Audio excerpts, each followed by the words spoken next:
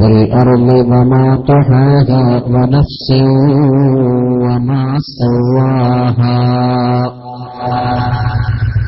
ألهمها فجورها وتقواها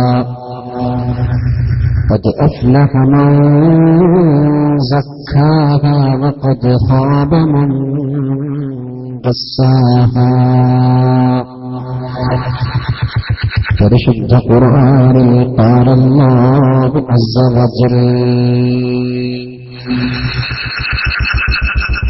يا سيدي يا رسول الله خذ بيدي ما لي سواك ولا قلبي على أحد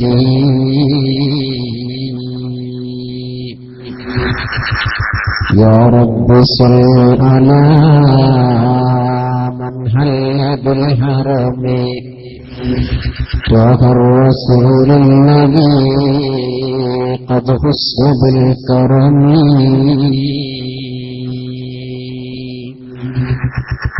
واعلموا يا أمة سيدنا وحبيبنا محمد صلى الله عليه وسلم. ബഹുമാനമുള്ള സ്റ്റേജിൽ പവിത്രനായ ഉസ്താദ് അവർകളെ, മറ്റു നേതാക്കന്മാരെ, സദസ്സിലിരിക്കുന്ന സഹോദര സഹോദരിമാരെ, ദീനി സ്നേഹികളെ, ഒരുപാട് ദൂരെ നിന്ന് വരുന്നതായതുകൊണ്ട് ഉദ്ദേശിച്ചതിനേക്കാൾ കുറച്ച് സമയം അല്പം വൈകിപ്പോയതിൽ ആമുഖമായി നിങ്ങളോട് ക്ഷമാപണം ചോദിക്കുകയാണ്. അല്ലാഹു സുബ്ഹാനഹു വ തആല ഇത്ര സമയവും അവന്റെ പരിശുദ്ധമായ ദീനിനോടുള്ള സ്നേഹം കൊണ്ടും ആഭിമുഖ്യം കൊണ്ടും ഇവിടെ കാത്തിരുന്നത്, പ്രതീക്ഷിച്ചത് പടച്ച റബ്ബ് ഇരു ലോകത്തും ഉപകാരമുള്ള അമലായി കബൂൽ ചെയ്യുമാറാകട്ടെ. ആത്മസംസ്കരണം എന്നതാണ് എന്നെ ഏൽപ്പിക്കപ്പെട്ടിരിക്കുന്ന വിഷയം. സംസ്കൃതമായ ആത്മാക്കളോടുകൂടി അല്ലാഹുവിനെ കണ്ടുമുട്ടുന്ന സൗഭാഗ്യശാലികളിൽ പടച്ച റബ്ബ് നമ്മളെ ഉൾപ്പെടുത്തുമാറാകട്ടെ. ആത്മസംസ്കരണത്തിലൂന്നിയ ജീവിതം നയിക്കാൻ പടച്ച റബ്ബ് നമുക്ക് തൗഫീഖ് പ്രദാനം ചെയ്യുമാറാകട്ടെ. ആത്മസംസ്കരണം എന്ന് പറയുമ്പോൾ അതുകൊണ്ട് വിവക്ഷിക്കപ്പെടുന്നത് എന്താണ്? ഇതാണ് നമ്മൾ ഇന്ന് ചർച്ച ചെയ്യുന്ന വിഷയം. പരിശുദ്ധമായ ഖുർആനിൽ നിന്ന് ഞാൻ ഓതിവെച്ച കുറച്ച് ആയത്തുകൾ അഭിഷേകമായി അല്ലാഹു പറയുന്നതാണ്. ഖദ് അഫ്ലഹ മൻ സക്കാഹ വഖദ് ഖാബ മൻ ദസ്സാഹ. ആത്മാവിനെ സംസ്കരിച്ചവർ, ആത്മാവിനെ സ്ഫുടം ചെയ്തവർ വിജയിച്ചിരിക്കുന്നു. വഖദ് ഖാബ മൻ ദസ്സാഹ. അതിനെ സംസ്കരിക്കാതെ ഇട്ടവർ, ആത്മാവിനെ അവഗണിച്ച ആളുകൾ പരാജയപ്പെടുകയും ചെയ്തിരിക്കുന്നു എന്ന് പരിശുദ്ധമായ ഖുർആൻ പറയുകയാണ്. എന്താണ് ആത്മാവ്? നമ്മൾ മനസ്സിലാക്കേണ്ടത് പ്രാഥമികമായിട്ട് അതാണ്. ആത്മാവ് എന്ന് പറയുന്നത് എന്താണ്? മനുഷ്യന്മാരായ നമ്മളൊക്കെ രണ്ട് ഘടകങ്ങളാൽ ഉണ്ടായതാണ്. കുല്ലു ഇൻസാൻ മുറക്കബുൻ മിൻ ജുസ്ഐനി. രണ്ട് ഘടകങ്ങളെ കൊണ്ടാണ് നമ്മളൊക്കെ സൃഷ്ടിക്കപ്പെട്ടിരിക്കുന്നത്. ഈ വിഷയം സംസാരിക്കുമ്പോൾ പ്രാഥമികമായി നമ്മൾ മനസ്സിലാക്കേണ്ട ഒരു അറിവ്, നമ്മളെല്ലാവരും സൃഷ്ടിക്കപ്പെട്ടിരിക്കുന്നത് രണ്ട് ഘടകങ്ങളാലാണ്. ഒന്ന് ജസദ്, മറ്റൊന്ന് റൂഹ്. ഈ റൂഹിനെ പറ്റിയാണ് നഫ്സ് എന്ന് വിശുദ്ധമായ ഖുർആനിൽ പറഞ്ഞ ഖദ് അഫ്ലഹ മൻ സക്കാഹ. അതിനെ സംസ്കരിച്ച ആളുകൾ വിജയിച്ചിരിക്കുന്നു എന്ന് പരിശുദ്ധ ഖുർആൻ പറഞ്ഞത് ഈ റൂഹിനെ പറ്റിയാണ്.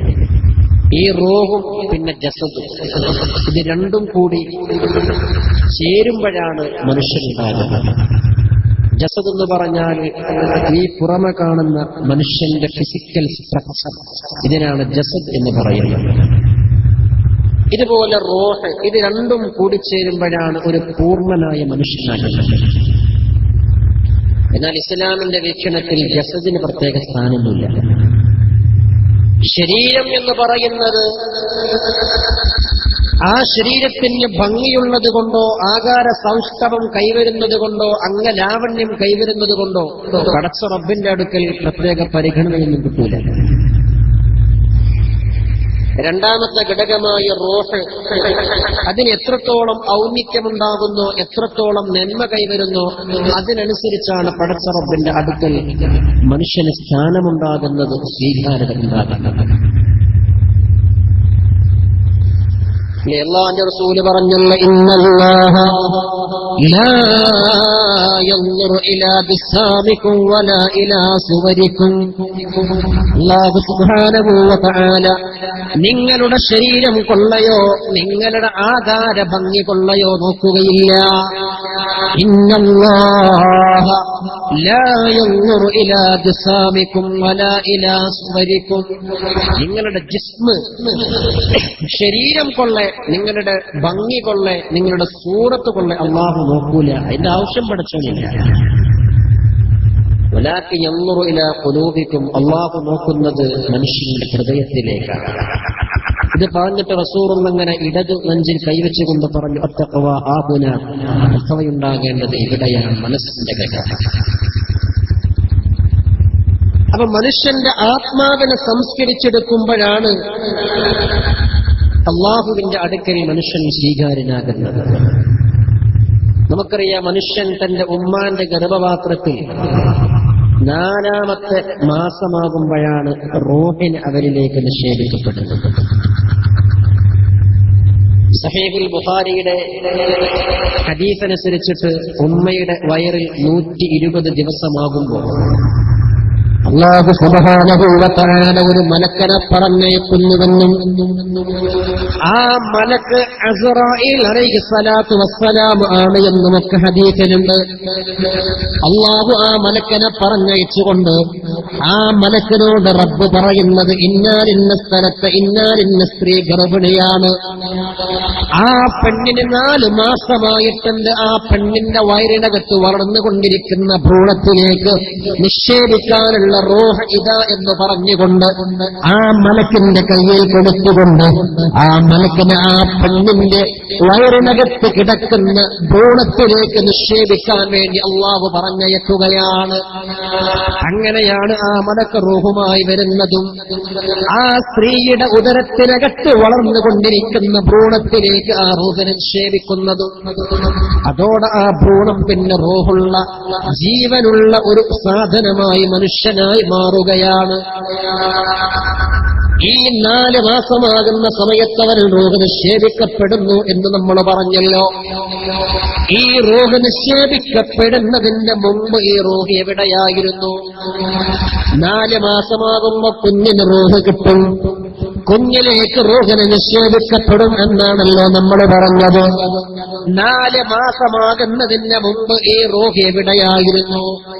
അതാണ് ആലമുൽ അർവാഹ്, ആത്മാക്കളുടെ ലോകം എന്ന് പറയുന്നത്. മനുഷ്യന്മാരായ നമ്മളൊക്കെ 5 ലോകത്തിലൂടെ യാത്ര ചെയ്യുന്നവരാണ്. അതിലൊന്നാമത്തെ ലോകമാണ് ആലമുൽ അർവാഹ് എന്ന് പറയുന്നത്. ഇത് സഹീഹുൽ ബുഖാരി അടക്കം മിക്ക ഹദീസ് ഗ്രന്ഥങ്ങളും റിപ്പോർട്ട് ചെയ്ത സംഗതിയാണ്. ആലമുൽ അർവാഹ് 1ാമത്തെ ലോകമാണ്. അത് കഴിഞ്ഞ് 2ാമത്തെ ലോകമാണ് ആലമുൽ അജ്സാദ്. 3ാമത്തെ ലോകമാണ് ആലമുൽ ബർസഖ്. 4ാമത്തെ ലോകമാണ് ആലമുൽ മഹ്ശർ. 5ാമത്തെ ലോകം സ്വർഗം അല്ലെങ്കിൽ നരകം. അവിടെയാണ് മനുഷ്യന്റെ യാത്രയുടെ ടാർജറ്റ് കിടക്കുന്നത്. അവനൊന്നുകിൽ നരകത്തിലേക്ക് അല്ലെങ്കിൽ സ്വർഗത്തിലേക്ക് എത്തുമ്പോഴാണ് അവന്റെ യാത്ര പൂർണ്ണമാകുന്നത്. ഈ 5 ഘട്ടങ്ങളിലൂടെയുള്ള മനുഷ്യന്റെ യാത്രയിൽ വളരെ ചുരുങ്ങിയ സമയമുള്ള ഒരു ചെറിയ ഘട്ടം മാത്രമാണ് ദുനിയാവ് എന്ന് പറയുന്നത്. ഒരു ചെറിയ ഘട്ടം മാത്രമാണ് ആലമുൽ അജ്സാദ് അഥവാ ദുനിയാവ് എന്ന് പറയുന്നത്. അല്ലാഹു സുബ്ഹാനഹു വ തആല ഈ ലോകത്തുള്ള എല്ലാ മനുഷ്യന്മാരുടെയും ആത്മാക്കളെ ഒരുമിച്ച് കൂട്ടി എന്ന് ഹദീസിൽ കാണാം. അത് ആദം നബി അലൈഹിസ്സലാത്തു വസ്സലാമിനെയൊക്കെ പടക്കുന്നതിന്റെ ഒരുപാട് വർഷങ്ങൾക്ക് മുമ്പ് അള്ളാഹു ലോകത്ത് വരാനിരിക്കുന്ന എല്ലാ മനുഷ്യന്മാരുടെയും ആത്മാക്കളെ ഒരു സ്ഥലത്ത് ഒരുമിച്ച് കൂട്ടി. എല്ലാവരും ഉണ്ടതിൽ. ആദം നബിയുണ്ട്. ഖിയാമത്ത് നാളിൽ അവസാനം ജനിക്കാനിരിക്കുന്ന മനുഷ്യ കുഞ്ഞുണ്ട്. എല്ലാവരും എന്ന് പറഞ്ഞാൽ എല്ലാവരും ഉണ്ടതിൽ. ഈ നിൽക്കുന്ന ഞാനുണ്ട്, എന്റെ മുമ്പിലിരിക്കുന്ന നിങ്ങളുണ്ട്, അമേരിക്കന്റെ പ്രസിഡന്റ് ബറാക് ഒബാമയുണ്ട്, ഇന്ത്യൻ പ്രധാനമന്ത്രി മോദിയുണ്ട്, കേരളത്തിന്റെ മുഖ്യമന്ത്രിയുണ്ട്. എല്ലാവരും ഉണ്ടതിൽ. മനുഷ്യനായി പിറന്നതും പിറക്കാനിരിക്കുന്നതുമായ സർവ്വ മനുഷ്യന്മാരുണ്ട്. എന്നിട്ട് അല്ലാഹു തആല അന്ന് മനുഷ്യന്മാരോടൊക്കെ ചോദിച്ചു, ഞാൻ നിങ്ങളുടെ റബ്ബാണ്, നിങ്ങൾ എന്റെ അടിമകളാണ്, നിങ്ങൾ സമ്മതിച്ചോ എന്ന്.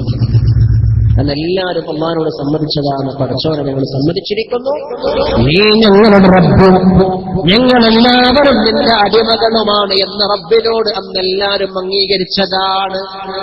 അതിന്റെ പിന്നൊക്കെ പടക്കുന്നതിന്റെ ഒരുപാട് കാലങ്ങൾക്ക് മുമ്പാണ് ഈ സംഭവം നടക്കുന്നത്. പക്ഷെ റബ്ബിനോട് അന്ന് ചെയ്ത ആ പ്രതിജ്ഞ പലരും ഈ ലോകത്തേക്ക് എത്തിയപ്പോൾ മാറ്റി. അള്ളാഹുവിന്റെ റബ്ബായി ചില ആളുകൾ അംഗീകരിക്കുന്നില്ല, അള്ളാഹുവിന്റെ സൃഷ്ടാവായി ചില ആളുകൾ അംഗീകരിക്കുന്നില്ല. അത് ആ പ്രതിജ്ഞ തെറ്റിച്ചവരാണ്.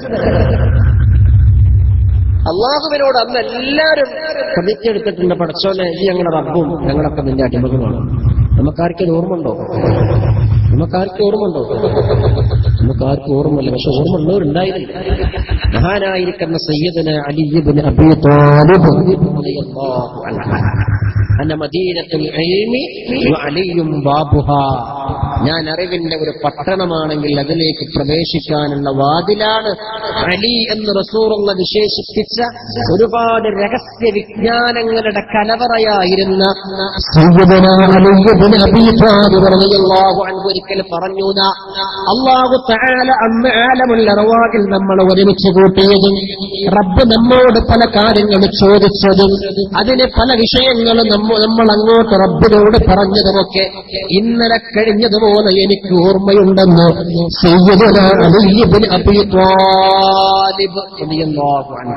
എനിക്ക് ഇന്നലെ കഴിഞ്ഞതുപോലെ അന്ന് ആ കൂടിച്ചേർന്നതും അങ്ങോട്ടും ഇങ്ങോട്ടും സംസാരിച്ചതും നമുക്ക് ഓർമ്മ വരുന്നു എന്ന് അലി റളിയല്ലാഹു തആല പറഞ്ഞു.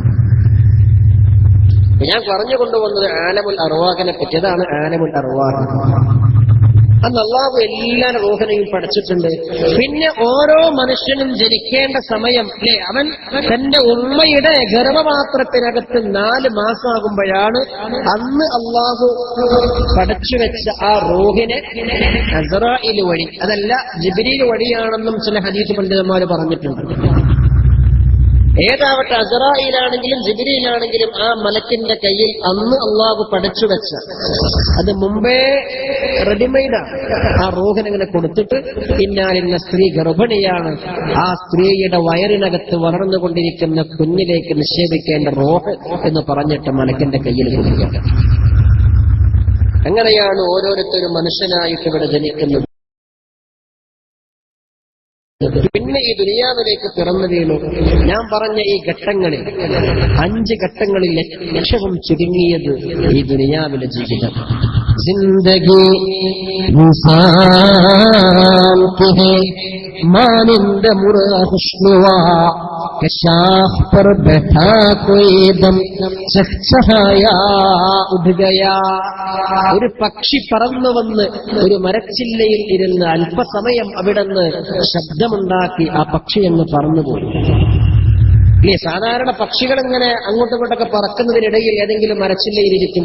കുറച്ചു സമയം അവിടുന്ന് ഇങ്ങനെ ഒച്ചപ്പാടുണ്ടാക്കിയിട്ട് അവിടുന്ന് പറന്നു പോകും. ആ പക്ഷി ആ മരച്ചില്ലയിലിരിക്കുന്ന സമയം മാത്രമേ ശരിക്കും ദുനിയാവിൽ മനുഷ്യന്റെ ജീവിതമുള്ളൂ. മനുഷ്യന് ഗ്യാരണ്ടി ഇല്ലല്ലോ, എപ്പോൾ മരിക്കും, എവിടെ വെച്ച് മരിക്കും. ഒരാളുടെ ആയുസ് എത്രയാണ് ആർക്കും പറയാൻ പറ്റില്ല. ശാസ്ത്രം ഇത്രയൊക്കെ പുരോഗമിച്ചിട്ടുണ്ട്. കടലിന്റെ അടിയിലും ആകാശത്തിന്റെ മുകളിലുള്ളതൊക്കെ കണ്ടെത്തി എന്ന് പറയുമ്പോഴും അടിസ്ഥാനപരമായ മനുഷ്യന്റെ മരണം, അവന്റെ ആയുസ്, അതുപോലെ ഇപ്പറയപ്പെട്ട റൂഹ്, ഇതിനെപ്പറ്റിയൊന്നും കണ്ടെത്താൻ ശാസ്ത്രത്തിന് സാധിച്ചില്ല. അത് അള്ളാഹു വിശുദ്ധ ഖുർആനിൽ പറഞ്ഞതുമാണ്. റൂഹ് എന്താണെന്ന് ആരെങ്കിലും ചോദിച്ചാൽ നബി അങ്ങ് പറയുക, റൂഹ് മിൻ അംരി റബ്ബി, അത് പടച്ച റബ്ബിന്റെ അത്ഭുതങ്ങളിൽപ്പെട്ട അത്ഭുതമാണ്. അതെന്താണെന്ന് എക്സ്പ്ലെയിൻ ചെയ്യാൻ കഴിയില്ല.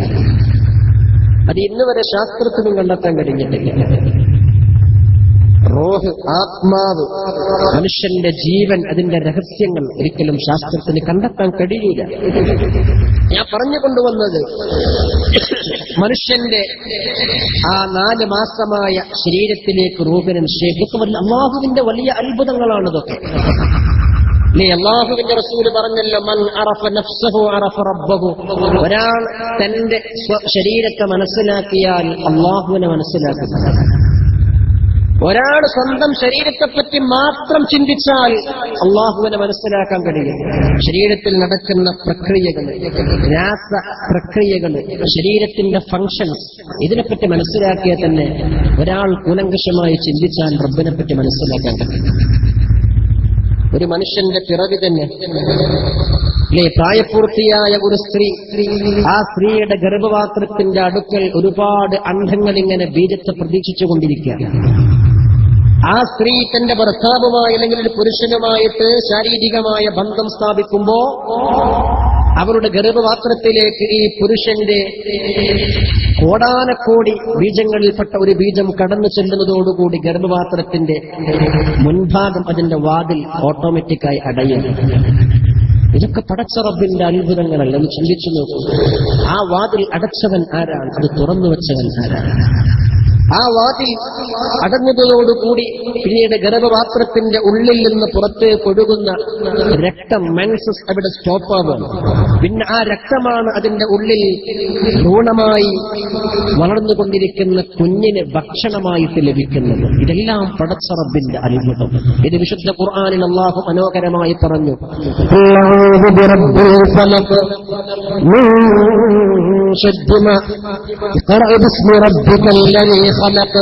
خلق الإنسان من علق اقرأ وربك الأكرم الذي علم بالقلم علم الإنسان ما لم يعلم.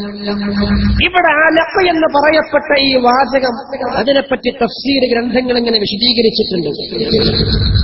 അറിയപ്പെടുന്ന ശാസ്ത്രകാരനാണ് ഡോക്ടർ മോറിസ് ബുക്കായ് എന്ന് പറയപ്പെടുന്ന ഫ്രഞ്ച് ശാസ്ത്രജ്ഞൻ. അദ്ദേഹം പരിശുദ്ധ ഖുർആനിൽ പറഞ്ഞ എംബ്രിയോളജി, ഭ്രൂണശാസ്ത്രത്തെ പറ്റി പഠിച്ചിട്ടാണ് അദ്ദേഹം ഇസ്ലാമിലേക്ക് വന്നത്. വിശുദ്ധമായ ഖുർആനിൽ പലയിടങ്ങളിലായിട്ട് പറയപ്പെട്ട ഭ്രൂണശാസ്ത്രം അത് അദ്ദേഹത്തെ വല്ലാത്ത അത്ഭുതപ്പെടുത്തി.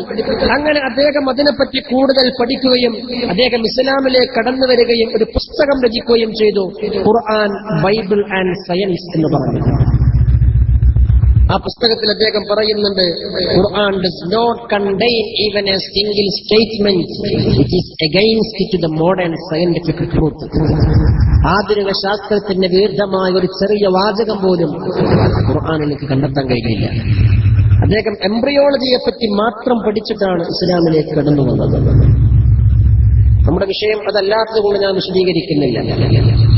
ഓരോ മനുഷ്യനും തന്റെ ഉമ്മയുടെ വയറിനകത്ത് 4 മാസമാകുമ്പോ ഈ റൂഹ് നിക്ഷേപിക്കപ്പെടുന്ന പ്രതിഭാസത്തെ പറ്റിയാണ് നമ്മൾ പറഞ്ഞത്. പിന്നവൻ ദുനിയാവിലേക്ക് പിറന്നു വീഴുന്നു. ഇതാണ് ആലമുൽ ജിസാദ്.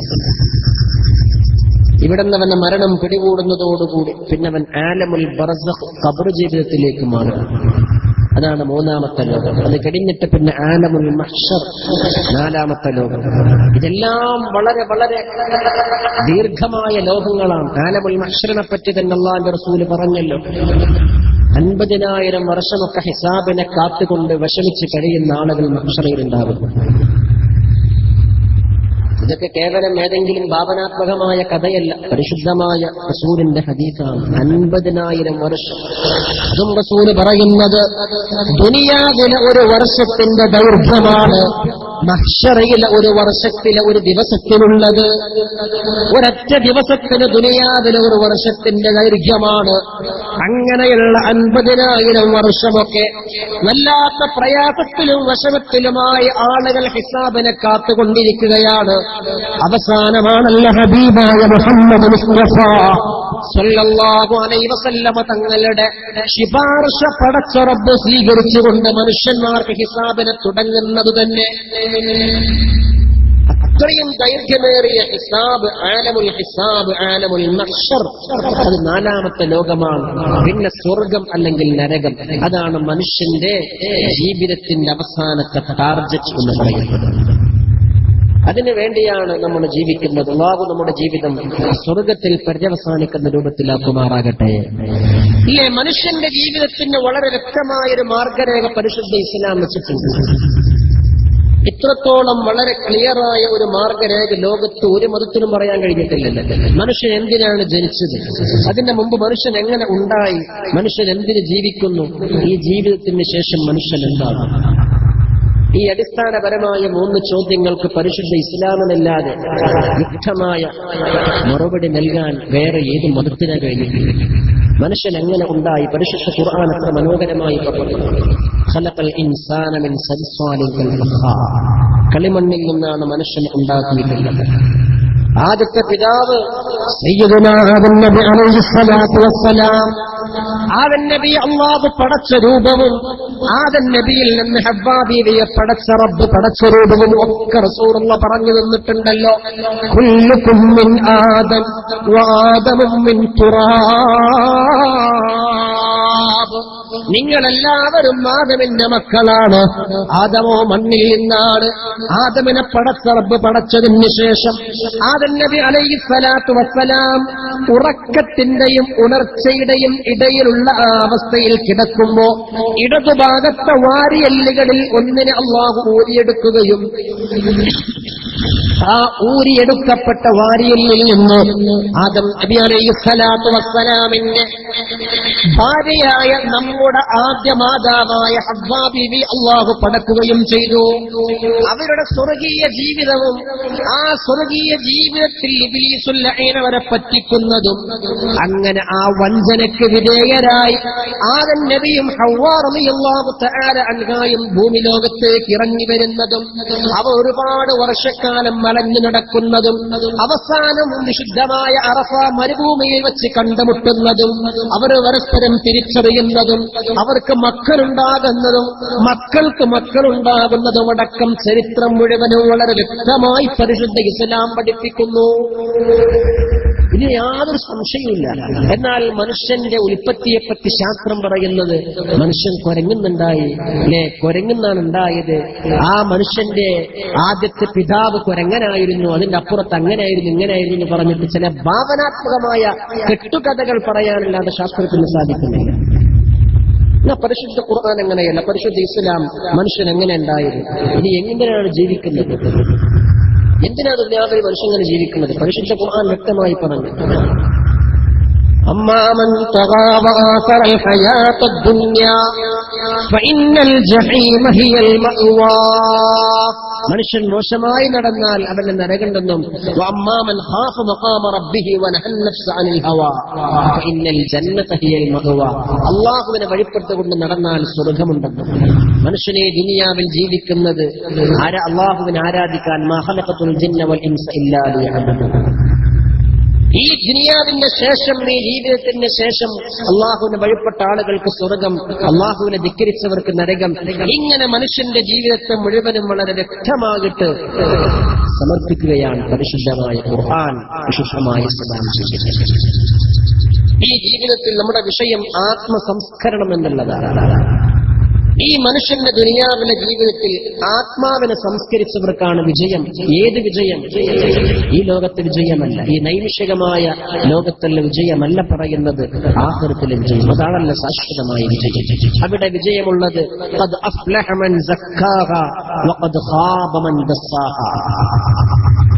ആ നഫ്സിനെ, ആ ആത്മാവിനെ സംസ്കരിച്ച ആളുകൾക്ക് അവർക്കാണ് വിജയമുള്ളത്.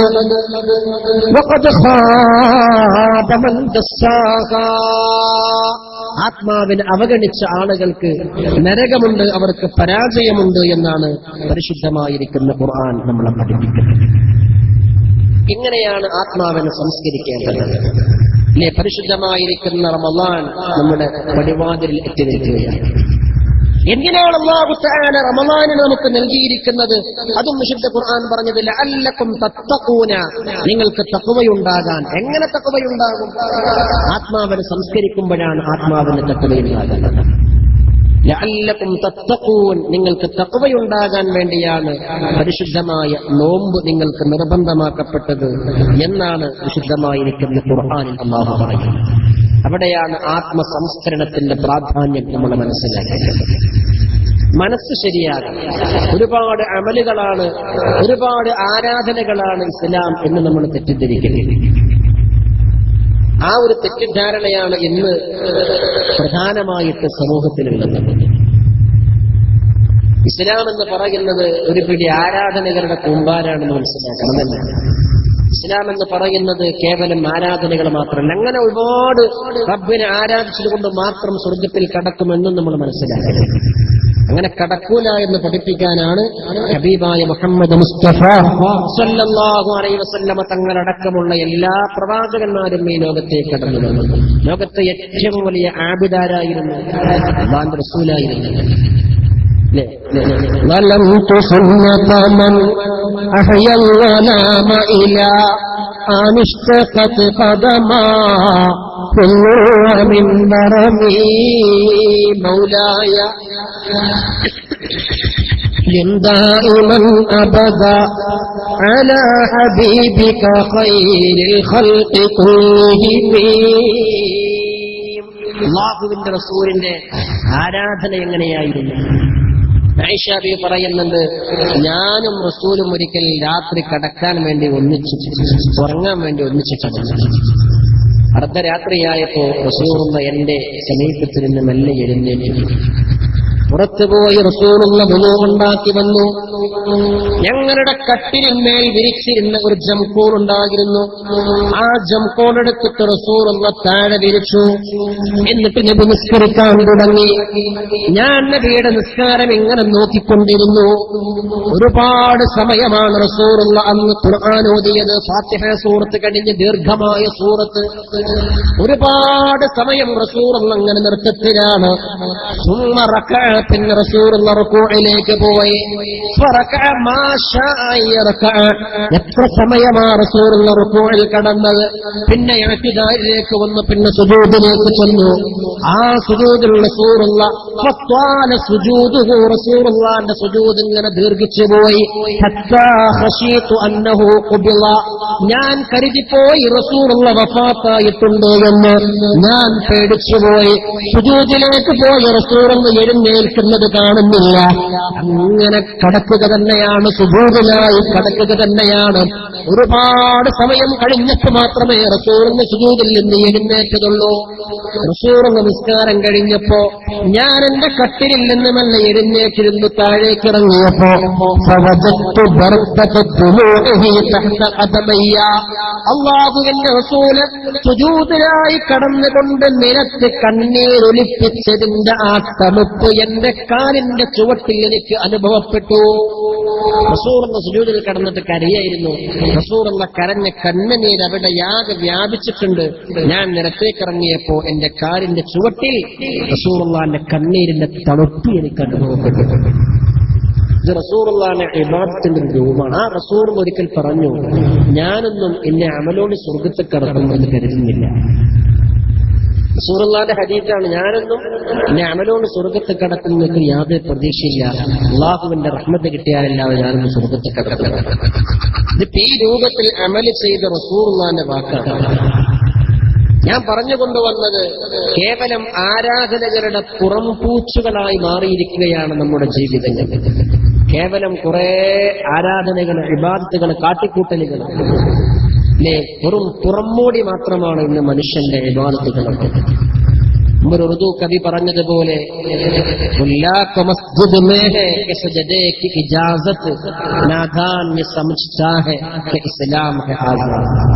മുമ്പത്തെക്കാളൊക്കെ നിസ്കരിക്കാൻ ആളുകൾ പള്ളിക്ക് വരുന്നുണ്ട്. മതപരിപാടികളും പ്രസംഗങ്ങളും ക്ലാസുകളൊക്കെ സജീവമായിട്ടുണ്ട്. അപ്പൊ ചില ആളുകൾ മനസ്സിലാക്കും ഇസ്ലാമൊക്കെ മുമ്പത്തേക്കാൾ നല്ല ഉഷാറാണ്. എന്നാൽ ഇതിലൊക്കെ കേവലം പുറംപൂച്ചുകൾ മാത്രമാണ്. അല്ലെ, മനസ്സ് ശുദ്ധമാവണം. അവിടെയാണ് യഥാർത്ഥ തഖ്വ, അവിടെയാണ് ആത്മസംസ്കരണം കിടക്കുന്നത്. റസൂലുള്ളാഹിന്റെ ഹദീസിന്റെ ആമുറുക്കും ബിസ്സിയാമി, നോമ്പെടുക്കണം എന്ന് നിങ്ങളോട് ഞാൻ കൽപ്പിക്കുന്നു.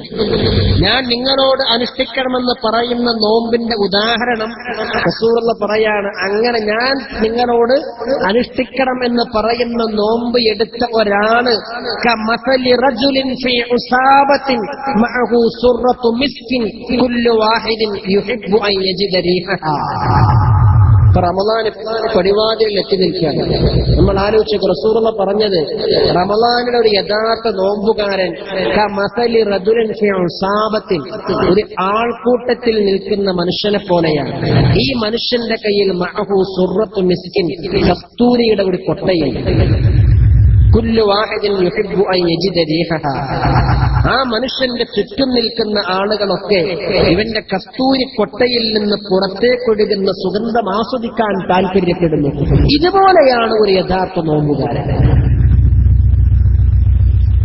അവർ കസ്തൂരി നിറച്ച കുട്ട കയ്യിൽ പിടിച്ചുകൊണ്ട് കുറച്ചാളുകളുടെ കൂട്ടത്തിൽ ഒരാളിങ്ങനെ നിൽക്കുകയെന്നുണ്ടെങ്കിൽ അവന്റെ കസ്തൂരിയുടെ ആ കൊട്ടയിൽ നിന്ന് പുറത്തേക്ക് വരുന്ന സുഗന്ധം ആസ്വദിക്കാൻ, അത് അനുഭവിക്കാൻ അവന്റെ ചുറ്റും നിൽക്കുന്നവർ താല്പര്യപ്പെടും പോലെ ഒരു നോമ്പുകാരൻ അവന്റെ കസ്തൂരിയുടെ കൊട്ട ഏതാണ്? അഖ്ലാഖുൽ ഹമീദ, അഖ്ലാഖുൽ ഹമീദ, അവന്റെ സൽഗുണ സമ്പന്നത. ഇപ്പൊ നോമ്പെടുത്ത ഒരാള് കസ്തൂരിക്കൊട്ട കയ്യിൽ പിടിച്ചു നിൽക്കുന്ന ഒരാളിൽ നിന്ന് സുഗന്ധമാസ്വദിക്കാൻ അവനോട് ബന്ധപ്പെടുന്നവർ ഇഷ്ടപ്പെടും പോലെ നോമ്പുകാരനായ ഒരാള് അവനോട് ഇങ്ങനെ ബന്ധപ്പെടാനും അവരോട് ഇടപഴകാനും അവന്റെ ചുറ്റുഭാഗത്തുള്ള ആളുകൾക്ക് താല്പര്യപ്പെടണം. അവന്റെ കയ്യിലുള്ള കസ്തൂരിയുടെ കൊട്ടയേതാണ് അഖ്ലാഖുൽ ഹമീദ്, അവന്റെ സൽസ്വഭാവം എന്ന് പറഞ്ഞാൽ ഒരാൾ നോമ്പെടുത്തു കഴിഞ്ഞാൽ പിന്നെ അവൻ സുകുമാര ഗുണങ്ങളുടെ സൽഗുണ സമ്പന്നതയുടെ ഒരു പ്രതീകമായിട്ട് മാറണം. അവനുമായിട്ട് ഇടപഴകാൻ മനസ്സിന് താല്പര്യം, ഒരു റാഹത്ത്. കാരണം അവൻ അത്രയും നല്ല സൽസ്വഭാവിയായിട്ടുണ്ടാകും നോമ്പെടുക്കുന്നതോടുകൂടി. എന്നാൽ നമ്മളൊന്ന് ആലോചിച്ചു നമ്മുടെ നോമ്പിന്റെ അവസ്ഥ എന്താണ്? നമ്മൾ സാധാരണ നാട്ടിൽ പറയാറുണ്ട് നോമ്പ് വൈകുന്നേരമാണ്, അതിൽ നോമ്പ് ഉച്ചതിരിയെന്ന് പറയാറുണ്ട്. കാരണം ഉച്ചതിരിഞ്ഞു കഴിഞ്ഞാൽ സ്വാഭാവികമായിട്ടും ദേഷ്യം കൂടും, അല്ലെ, മാനസികമായ ഒരു പിരിമുറുക്കം. പിന്നെ അവരുമായിട്ട് സംസാരിക്കാൻ സാധാരണ ആളുകൾക്ക് ഒരു പേടിയാണ്, ഭയമാണ്, വെറുപ്പാണ്. കാരണം അവൻ ചൂടാകും, അവനിങ്ങോട്ട് എടുത്തു ചാടും. ഈ സ്വഭാവമാണ് പലപ്പോഴും നമ്മുടെ നോമ്പിലൂടെ നമുക്കുണ്ടാകുന്നത്. എന്നാൽ അല്ലാഹുവിന്റെ റസൂൽ പറഞ്ഞത് എങ്ങനെയാണ്? അവനുമായിട്ട് ഇടപെടാനും അവനുമായിട്ട് സംസാരിക്കാനും ആളുകൾക്ക് താല്പര്യം നൽകണം. അവിടെയാണ് നമ്മുടെ വിഷയം പ്രസക്തമാകുന്നത്. ഒരാളുടെ മനസ്സാണ് ഏറ്റവും വലിയ സ്വത്ത് എന്ന് പറയുന്നത്. ഒരു ഹദീസിലുണ്ട്, അല്ലാഹുവിന്റെ റസൂല് സഹാബികളുമായിട്ട് ഇങ്ങനെ സംസാരിച്ചു കൊണ്ടിരിക്കുന്ന സമയം ഒരു മനുഷ്യൻ റസൂലുള്ളാഹിന്റെ പള്ളിയിലേക്ക് കടന്നു വന്നു. സാധാരണ അങ്ങനെ ആരും മൈൻഡ് ചെയ്യാത്ത ഒരു പാവപ്പെട്ട മനുഷ്യൻ. അദ്ദേഹം വുളൂ ചെയ്തിട്ട് താടിയിലൂടെ അങ്ങനെ വെള്ളമൊഴുകിക്കൊണ്ടിരിക്കുന്നുണ്ട്. തന്റെ രണ്ട് ചെരുപ്പും കയ്യിൽ പിടിച്ചുകൊണ്ട് അദ്ദേഹം റസൂലുള്ളാഹിന്റെ പള്ളിക്കകത്തേക്ക് തന്നെ കടന്നു വരികയാണ്. റസൂലുള്ള ഉടനെ സഹാബികളോട് ചോദിച്ചു, നിങ്ങൾക്ക് സ്വർഗത്ത് പോകുന്ന ആളെ കാണുമോ? ആരാ ചോദിക്കുന്നത്? ഹബീബായ മുഹമ്മദ് മുസ്തഫ സല്ലല്ലാഹു അലൈഹി വസല്ലം. ഒരാളെ കാണിച്ചു കൊടുത്താൽ പിന്നെ സംശയിക്കേണ്ടതുണ്ടോ? നിങ്ങൾക്ക് സ്വർഗത്തിൽ പോകുന്ന ആളെ കാണണോ? സഹാബികൾ ഒന്നടങ്കം പറഞ്ഞു, ബലാ യാ റസൂലല്ലാഹ്. റസൂലിനോട് താല്പര്യം പ്രകടിപ്പിച്ചു. നബി ഈ മനുഷ്യനെയാണ് കാണിച്ചു കൊടുത്തത്. പള്ളിയുടെ മൂലയിലേക്ക് ചൂണ്ടിക്കൊണ്ട് റസൂലുള്ള പറഞ്ഞു, ആ കാണുന്ന മനുഷ്യൻ അവൻ സ്വർഗത്തിന്റെ അവകാശിയാണ്, അവൻ സ്വർഗത്തിന് അർഹനാണ്. സ്വഹാബികൾ വല്ലാതെ അത്ഭുതപ്പെട്ടു പോയി. എന്തുകൊണ്ടാണ് ആ മനുഷ്യനെ പറ്റി സ്വർഗത്തിന്റെ അവകാശി എന്ന് റസൂലുള്ള പറഞ്ഞത്? സ്വഹാബികളുടെ ഇടയിൽ ആരാധന കൊണ്ട് അറിയപ്പെട്ട ഒരാളായിരുന്നില്ല, അങ്ങനെ പ്രധാനപ്പെട്ട കർമ്മങ്ങളെ കൊണ്ട് ഫേമസ് ആയ ഒരാളായിരുന്നില്ല. ആ മനുഷ്യന് റസൂലുള്ള സ്വർഗത്തിന്റെ അവകാശി എന്നാണ് പറഞ്ഞത്. അന്ന് മാത്രമല്ല, തൊട്ടടുത്ത 2 ദിവസവും റസൂലുള്ള അതേ മനുഷ്യനെ പറ്റി ഇവൻ സ്വർഗത്തിന്റെ അവകാശിയാണെന്ന് സ്വഹാബികളോട് പറയുകയുണ്ടായി. ഇത് കേട്ട സ്വഹാബികളിൽപ്പെട്ട അംറുബ്നുൽ ആസ് എന്ന് അബ്ദുല്ലാഹിബ്നു അംർ എന്ന് പറയപ്പെടുന്ന ഒരു സ്വഹാബി, അബ്ദുല്ലാഹിബ്നു അംർ എന്ന് പറയപ്പെടുന്ന സ്വഹാബിയുടെ മനസ്സിൽ ഒരു കലശലായ താല്പര്യം. എന്തുകൊണ്ടാണ് ഇപ്പൊ റസൂലുള്ളാഹി ഈ മനുഷ്യനെ പറ്റി സ്വർഗത്തിന്റെ അവകാശം എന്ന് പറഞ്ഞത്? ഇദ്ദേഹം എന്തോ ഒരു അമല് രഹസ്യമായിട്ട് ചെയ്യുന്നുണ്ട്, ആ അമൽ എനിക്ക് കണ്ടെത്തണം, അത് ചെയ്തിട്ട് എനിക്കും സ്വർഗത്തിന്റെ അവകാശിയാകണമെന്നൊരു താല്പര്യം അബ്ദുല്ലാഹിബ്നു അംർ റളിയല്ലാഹു തആല അൻഹുവിന്റെ മനസ്സിലുണ്ടായി. അദ്ദേഹം ഈ മനുഷ്യനെങ്ങനെ വീക്ഷിച്ചു, പക്ഷെ പ്രത്യേക അമലൊന്നും കാണുന്നില്ല. അവസാനം അദ്ദേഹത്തോട് പോയിട്ട് തുറന്നു പറഞ്ഞു, ഞാൻ നിങ്ങളെ വീട്ടിൽ 1-2 ദിവസം തങ്ങാൻ ഉദ്ദേശിക്കുന്നുണ്ട്. അതിന് വേണ്ടി അദ്ദേഹം ചെറിയൊരു ജായിസായ കടമൊക്കെ പറഞ്ഞു. ഞാൻ എന്റെ വീട്ടിൽ ഒരു ചെറിയ പ്രശ്നത്തിലാണുള്ളത്, അതുകൊണ്ട് 2 ദിവസം നിങ്ങളുടെ വീട്ടിൽ താമസിക്കാൻ എനിക്ക് അനുമതി തരണം എന്ന് പറഞ്ഞ് അദ്ദേഹത്തോട് ഞാൻ പെർമിഷൻ ചോദിച്ചു. സത്യത്തിൽ ഈ സഹാബിയുടെ മനസ്സിൽ നിന്ന് താല്പര്യം എന്തായിരുന്നു? ഇദ്ദേഹം പുറത്ത് പ്രത്യേക അമലൊന്നും കാണുന്നില്ല, വീടിനകത്ത് രാത്രി എല്ലാവരും ഉറങ്ങിക്കിടക്കുന്ന സമയത്തിന്റെ പ്രത്യേക അമലെന്തെങ്കിലും ചെയ്യുന്നുണ്ടെങ്കിൽ അത് മനസ്സിലാക്കലായി ഇദ്ദേഹത്തിന്റെ താല്പര്യം. അങ്ങനെ അദ്ദേഹത്തിന് അനുമതി വാങ്ങി വീട്ടിൽ പോയി അദ്ദേഹത്തിന്റെ കൂടെ താമസിച്ചു. വിരുന്നുകാരനായി വന്ന അതിഥിയായി വന്ന അബ്ദുല്ലാഹ് ഇബ്നു അംർ എന്ന സഹാബി ഭക്ഷണം കഴിച്ച് കുറച്ചു സമയം ഉറങ്ങി, പിന്നെ എഴുന്നേറ്റ് തഹജ്ജുദിന് എഴുന്നേറ്റ്. എപ്പോഴും റസൂലുള്ളാഹി സ്വർഗ്ഗത്തിന്റെ അവകാശം എന്ന് പറഞ്ഞ ആൾ നല്ല ഉറക്കത്തിൽ. വല്ലാത്ത അത്ഭുതം. പിന്നെ എന്തുകൊണ്ടാണ് ഈ മനുഷ്യനെ പറ്റി റസൂലുള്ളാഹി അങ്ങനെ പറയാനുള്ള കാരണം? പുറത്ത് അമലൊന്നും കാണുന്നില്ല, വീട്ടിൽ വന്നപ്പോൾ അദ്ദേഹം രഹസ്യമായിട്ട് പ്രത്യേക അമൽ ചെയ്യുന്നത് അതും കാണുന്നില്ല. സുബഹ് നിസ്കരിക്കാൻ സുബഹിന്റെ ബാങ്ക് വിളിക്കുന്നതിന്റെ തൊട്ട് മുമ്പ് മാത്രം അദ്ദേഹം എഴുന്നേറ്റ് തഹജ്ജുദ് നിസ്കരിച്ചു. ഇതല്ലാതെ പ്രത്യേക അമലൊന്നും കാണുന്നില്ല. അബ്ദുല്ലാഹ് ഇബ്നു അംർ എന്ന സഹാബി മനസ്സിലാക്കിയത്, ഈ പറയപ്പെട്ട റസൂലുള്ളാഹി സ്വർഗ്ഗത്തിന്റെ അവകാശി എന്ന് സർട്ടിഫൈ ചെയ്ത ഈ മനുഷ്യൻ വീട്ടിൽ ചെന്നിട്ട് പ്രത്യേക അമൽ എന്തെങ്കിലും ചെയ്യുന്നുണ്ടാകുമെന്ന ആവശ്യമൊന്നും കണ്ടില്ല. അവസാനം ആ സഹാബിയോട് അബ്ദുല്ലാഹ് ഇബ്നു അംർ തുറന്നു പറയുകയാണ്, നിങ്ങളെപ്പറ്റി 3 ദിവസം റസൂലുള്ളാഹി സ്വർഗ്ഗത്തിന്റെ അവകാശി എന്ന് ഞങ്ങളോട് പറഞ്ഞു. എന്തുകൊണ്ടാണ് അങ്ങയെപ്പറ്റി റസൂലുള്ളാഹി അങ്ങനെ പറയാനുള്ള കാരണം?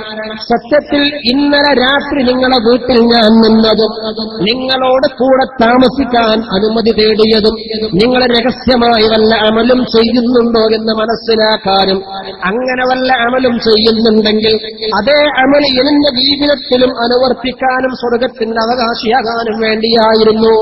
പക്ഷേ പ്രത്യേക അമലൊന്നും ഞാൻ കണ്ടില്ല. പിന്നെ എന്തുകൊണ്ടാണ് അല്ലാഹുവിന്റെ റസൂൽ അങ്ങയെപ്പറ്റി സ്വർഗ്ഗത്തിന്റെ അവകാശി എന്ന് പറഞ്ഞത്? അപ്പാ സഹാബി പറഞ്ഞൊരു വാക്കുണ്ട്. ആ സഹാബി അബ്ദുല്ലാഹ് ഇബ്നു അംർ റളിയല്ലാഹു തആല അൻഹുവിനോട് പറഞ്ഞു, എന്നെപ്പറ്റി റസൂൽ അങ്ങനെ പറയാനുള്ള കാരണം, ഞാനങ്ങനെ പ്രത്യേക അമലൊന്നും ചെയ്യുന്ന ആളല്ല, ഞാൻ അധികമായിട്ട് ഇബാദത്ത് ചെയ്യുന്ന ഒരാളുമല്ല. പക്ഷെ എന്നും ഒരു കാര്യം ചെയ്യും, രാത്രി ഉറങ്ങാൻ കിടക്കുന്ന സമയത്ത് എന്റെ ഇടത്തെ നെഞ്ചിൽ ഇങ്ങനെ കൈവച്ചുകൊണ്ട് റബ്ബിനോട് ഞാൻ പറയും, പടച്ച റബ്ബേ, ഇന്ന് നേരം വെളുത്തത് മുതൽ ഒരാളെയും ഞാൻ ചീത്ത പറഞ്ഞിട്ടില്ല, ഒരാളോടും ഞാൻ അസൂയ വെച്ചിട്ടില്ല, ഒരാളെപ്പറ്റിയും ഞാൻ ഗീബത്ത് പറഞ്ഞിട്ടില്ല, ഒരാളെപ്പറ്റിയും ഞാൻ നമീമത്തും പറഞ്ഞിട്ടില്ല. പടച്ച റബ്ബേ, എന്റെ ഹൃദയത്തിന്റെ വിശുദ്ധി അതിനെ കബൂലാക്കണേ റബ്ബേ എന്ന് എന്നും ഉറങ്ങാൻ കിടക്കുമ്പോൾ റബ്ബിനോട് ഞാൻ പറയാറുണ്ട്. ഇവിടെയാണ് നമ്മൾ ആലോചിക്കേണ്ടത്. ഒരുപാട് അമലുകൾ ചെയ്യുക എന്നതല്ല ഒരു മനുഷ്യന്റെ സ്വർഗ്ഗത്തിന്റെ അവകാശിയാകുന്നത്. ഈ അല്ലാഹുവിന്റെ റസൂൽ പറഞ്ഞല്ലോ സ്വഹാബികളോട്, നിങ്ങൾക്കാർക്കെങ്കിലും മുഫ്ലിസ് എന്ന് പറഞ്ഞാൽ ആരാണെന്നറിയുമോ? മുഫ്ലിസ് എന്ന വാക്കിന്റെ അർത്ഥം എന്താണ്? കയ്യിലൊന്നുമില്ലാത്തവൻ, ദരിദ്രൻ എന്നാണ്. സഹാബികൾ സ്വാഭാവികമായിട്ട് പറഞ്ഞു, മുഫ്ലിസ് എന്ന് പറഞ്ഞാൽ കയ്യിൽ കാശും ദീനാറും ദിർഹമും ഇല്ലാത്ത ആളെന്ന് റസൂൽ പറഞ്ഞു, അല്ല, യഥാർത്ഥ മുഫ്ലിസ് എന്ന് പറഞ്ഞാൽ ദുനിയാവിൽ വെച്ച് ഒരുപാട് അമലുകൾ ചെയ്ത ചില ആളുകൾ മഹ്ശറയിൽ പടച്ച റബ്ബിന്റെ മുമ്പിലേക്ക് കൊണ്ടുവരപ്പെടും. അങ്ങനെ അവൻ ദുനിയാവിൽ വെച്ച് ചെയ്ത ഒരുപാട് അമലുകള്, ആ അമലുകളുടെ പ്രതിഫലം കാംക്ഷിച്ചുകൊണ്ട് പടച്ച റബ്ബിന്റെ മുമ്പിലേക്ക് വരുമ്പോ അവന്റെ അമലുകൾ ഇങ്ങനെ പരിശോധിക്കുമ്പോഴാണ് ഒരു പറ്റം ആളുകൾ അവന്റെ സമീപത്തേക്ക് വരുന്നതും അവനെപ്പറ്റി പടച്ച റബ്ബിനോട് പറയുന്നതും, റബ്ബേ, ഇവൻ ദുനിയാവിൽ വെച്ച് എന്നെപ്പറ്റി ഗീബത്ത് പറഞ്ഞിട്ടുണ്ട്, ഇവൻ എന്റെ അഭിമാനത്തിന് ക്ഷരം വരുത്തിയിട്ടുണ്ട്, അവൻ എന്നെ ചീത്ത പറഞ്ഞിട്ടുണ്ട്, അവൻ എന്നോട് അസൂയ വെച്ചിട്ടുണ്ട്. ഇങ്ങനെ പറയുമ്പോ ഇവന്റെ അമലുകളൊക്കെ എടുത്ത് പരാതിക്കാർക്ക് മുഴുവൻ വീതിച്ചു കൊടുക്കും. അവസാനം ഈ സാധു ഒന്നുമില്ലാത്തവനാകും, അവനാണ് യഥാർത്ഥ മുഫ്ലിസ് എന്ന് ഹബീബായ മുഹമ്മദ് മുസ്തഫ സല്ലല്ലാഹു അലൈഹി വസല്ലം. നമ്മൾ ആലോചിക്കുക, ഇവിടെയാണ് ഖദ് അഫ്ലഹ മൻ സക്കാഹാ വഖദ് ഖാബ മൻ ദസ്സാഹാ, ആത്മാവിനെ സംസ്കരിച്ചവൻ വിജയിച്ചിരിക്കുന്നു എന്ന് പറയുന്നു. ഇസ്ലാമിൽ വലിയ വലിയ അമലുകൾ ചെയ്യണമെന്നൊരു ചിലപ്പോ ചെറിയ അമല് കൊണ്ട് ഇത് പക്ഷേ അല്ലാഹു നമ്മളെ കബൂലാക്കിയേ. അതല്ലേ റസൂൽ ഒരിക്കൽ സഹാബത്തിന് ഒരു ചരിത്രം പറഞ്ഞു കൊടുത്തു, ഒരു സൂചി ഉപയോഗിച്ചുകൊണ്ട് സ്വർഗത്തിൽ കടന്നൊരു മനുഷ്യൻ. നമുക്ക് അത്ഭുതം ഉണ്ടാവും, ഇങ്ങനെ ഒരു സൂചി ഉപയോഗിച്ചിട്ട്, ഒരു സൂചി എന്ന് പറഞ്ഞാൽ ഇന്നത്തെ മാർക്കറ്റിൽ 50 പൈസ, 1 രൂപ ഉണ്ടാവുള്ളൂ മാക്സിമം. റസൂൽ പറയാൻ, നിങ്ങളുടെ മുൻഗാമികളിൽ ആരുണ്ടായിരുന്നു, അദ്ദേഹത്തിന് ബാക്കിയുള്ളവരെ സഹായിക്കണമെന്ന് വലിയ താല്പര്യമുള്ള ഒരാളാണ്. തന്റെ സഹോദര സഹോദരിമാരെ, തന്റെ അയൽക്കാരൊക്കെ അവരെ സഹായിക്കണം, അവർക്ക് വേണ്ട സഹകരണങ്ങളൊക്കെ നൽകണം എന്ന് വലിയ താല്പര്യം മനസ്സിലുണ്ട്. പക്ഷെ കയ്യിലെന്തില്ലായിരുന്നു, ഒന്നുമില്ലായിരുന്നു. ആകെ അദ്ദേഹത്തിനോട് സമ്പാദ്യമായി ഉണ്ടായിരുന്നത് വീട്ടിലൊരു സൂചി മാത്രം. അപ്പൊ അദ്ദേഹം എന്ത് ചെയ്യുന്നറിയാം, ആളുകൾ കൂടുന്നിട്ടൊക്കെ പോയിട്ട് സൂചി കൊണ്ടുപോയിട്ട് പറയും, നിങ്ങൾക്ക് ആർക്കെങ്കിലും സൂചിന്റെ ആവശ്യമുണ്ടെങ്കിൽ അങ്ങാടി പോയി വാങ്ങണ്ട, എന്റെ വീട്ടിൽ സൂചി ഉണ്ട്, ഞാൻ വായ്പ തന്നേക്ക്, ആവശ്യം ഞാൻ തിരിച്ചു തന്നാൽ മതി. ഈ മനുഷ്യൻ ചെയ്ത് ആകെയൊരു അമലിപ്പതാണ്. പക്ഷെ അദ്ദേഹത്തിന്റെ ആ മനസ്സിന്റെ വിശുദ്ധി, ദഖലൽ ജന്നത ഫീ ഇബ്റാ, അതാണ് പരിശുദ്ധി. ആ സൂചി ഉപയോഗിച്ചുകൊണ്ട് ആ മനുഷ്യൻ സ്വർഗ്ഗത്തിൽ കടന്നു. ആ സൂചി ആളുകൾക്ക് ഇങ്ങനെ പരസ്പരം അതുകൊണ്ടുള്ള സഹായം, അത് വായ്പ കൊടുക്കുക, എത്ര ചെറിയ ഒരു പ്രവർത്തനമാണ് നമ്മുടെ കണ്ണിൽ. പക്ഷേ റബ്ബിന്റെ അടുക്കൽ ഇത് വലിയ അമലാണ്. അതല്ലേ വിശുദ്ധ ഖുർആനിൽ സൂറത്തുൽ മാഊൻ എന്ന് പറയപ്പെടുന്ന സൂറത്ത് നമ്മളെ പഠിപ്പിക്കുന്നത്. فذلك الذي يدق اليتيم ولا يحض على طعام المسكين فويل للمصلين الذين هم عن صلاتهم ساهون الذين هم يراءون ويمنعون الماعون. ഒരു കൊച്ചു സൂറത്താണ്, പക്ഷേ ബൃഹത്തായ ആശയമാണ് ഈ സൂറത്തിലൂടെ അല്ലാഹു പറയുന്നത്. അനാഥ സംരക്ഷണം. أرأيت الذي يكذب بالدين فذلك الذي يدع اليتيم ولا يحض على طعام المسكين. അനാഥ സംരക്ഷണം, പാവപ്പെട്ട ആളുകൾക്കുള്ള സഹായഹസ്തം, ഇതൊക്കെയാണ് ഈ പരിശുദ്ധ സൂറത്തിൽ. കൊച്ചു സൂറത്ത്, പക്ഷേ അല്ലാഹു പറയുന്ന ആശയം വളരെ വലുതാണ്. فويل للمصلين الذين هم عن صلاتهم ساهون الذين هم يراءون ويمنعون الماعون. ഇല്ലാത്തവനെ സഹായിക്കുക, ഇല്ലാത്തവന് വേണ്ട സഹായ സഹകരണങ്ങൾ നൽകുക, ഇതിനൊക്കെ വിശുദ്ധ ഇസ്ലാം നൽകുന്ന പ്രാധാന്യം വളരെ വലുതാണ്. അതാണല്ലോ അനാഥ സംരക്ഷണവും യതീംഖാനകളും ഒക്കെ നമ്മുടെ സമൂഹത്തിലുണ്ടായത്. ഇതര സമൂഹങ്ങളിൽ നിന്ന് വ്യത്യസ്തമായിട്ട് എത്രയേറെ യതീംഖാനകൾ നമ്മുടെ സമൂഹത്തിൽ ഉണ്ടാകാനുള്ള കാരണം ഇതിന്റെ പിന്നിൽ വലിയ മതപരമായ ചേതന മുസ്ലിം സമൂഹത്തിനുണ്ട്. ഞാനും അനാഥ സംരക്ഷകനും സ്വർഗത്തിൽ ഇപ്രകാരമാണെന്ന് പറഞ്ഞു നബിയുടെ 2 വിരലുകൾ ഇങ്ങനെ ഉയർത്തി കാണിച്ചു കൊടുത്തു. അത്രയും വലിയ പ്രാധാന്യം അല്ലാഹുവിന്റെ റസൂൽ പറഞ്ഞു. അതുകൊണ്ടാണ് ഒരുപാട് കാലങ്ങളിലായിട്ട് പാവപ്പെട്ടവരെ സഹായിക്കാൻ, അനാഥകളെ സംരക്ഷിക്കാൻ മുസ്ലിം സമൂഹം, ഇതിന് ഭൗതികമായ കാരണങ്ങളും ലക്ഷ്യങ്ങളും അല്ല ഈ സമൂഹത്തിനുള്ളത്. ഇതിന് മതപരമായ വലിയ ഒരു ചോദന, ഒരു വലിയ ഒരു പ്രോത്സാഹനം, ഒരു താല്പര്യം ഈ സമൂഹത്തിനുണ്ട്. അനാഥയായ ഒരു കുട്ടിക്ക് ഒരു ചെറിയ ഉരുള ഭക്ഷണം നൽകിയാൽ അവന് പടച്ച റബ്ബ് നൽകുന്ന പ്രതിഫലം വളരെ വലുതാണ്. ഇല്ലാത്തവനെ സഹായിക്കുക, ഇത് റസൂലുള്ളാഹിന്റെയും സഹാബത്തിന്റെയും ചരിത്രമല്ലേ? റസൂലുള്ളാഹിന്റെ സദസ്സിലേക്ക് ഒരിക്കൽ ഒരു പാവപ്പെട്ട മനുഷ്യൻ കടന്നു വന്നു. സഹീഹുൽ ബുഖാരിയിൽ ഈ ചരിത്രം പറയുന്നത്. ഏതോ ഒരു നാട്ടുകാരനാണ്. അദ്ദേഹം റസൂലുള്ളാഹിന്റെ സദസ്സിലേക്ക് കടന്നു വന്നുകൊണ്ട് പറഞ്ഞു, ഒരുപാട് സഹാബികളും കൂടെ എന്റെ റസൂലേ, ഞാനൊരു ദീർഘമായ യാത്ര കഴിഞ്ഞു വരുന്നവനാണ്, എന്റെ കയ്യിൽ ഒന്നും തന്നെയില്ല, എന്നെ സഹായിക്കണം നബിയേ. കയ്യിലൊന്നുമില്ല, ഭക്ഷണമില്ല, യാത്രക്ക് ആവശ്യമായ പൈസ പണമൊന്നുമില്ല. നബിയോട് സഹായിക്കാൻ പറഞ്ഞു. നബിന്റെ അവസ്ഥ എന്താണ്? കൂടെ സഹായം ആവശ്യപ്പെട്ട സ്വഹാബികളുടെ അവസ്ഥ എന്താ? നബിന്റെ അവസ്ഥയെപ്പറ്റി ആയിഷ ബിബി ഹദീസിൽ പറയുന്നുണ്ട്,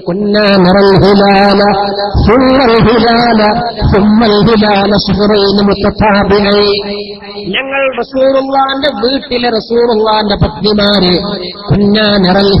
ഞങ്ങളുടെ ചന്ദ്രക്കല കാണും, സുമ്മൽ ഹിലാല വീണ്ടും ചന്ദ്രക്കല കാണും, സുമ്മൽ ഹിലാല വീണ്ടും ചന്ദ്രക്കല കാണും. 2 മാസമായി ഒരു ചന്ദ്രക്കല കണ്ടു. അടുത്ത ചന്ദ്രക്കല എന്ന് പറയും അടുത്ത മാസത്തിന്റെ തുടക്കത്തില, 1 മാസം. വീണ്ടും ചന്ദ്രക്കല എന്ന് പറയുമ്പോ 2 മാസമായി.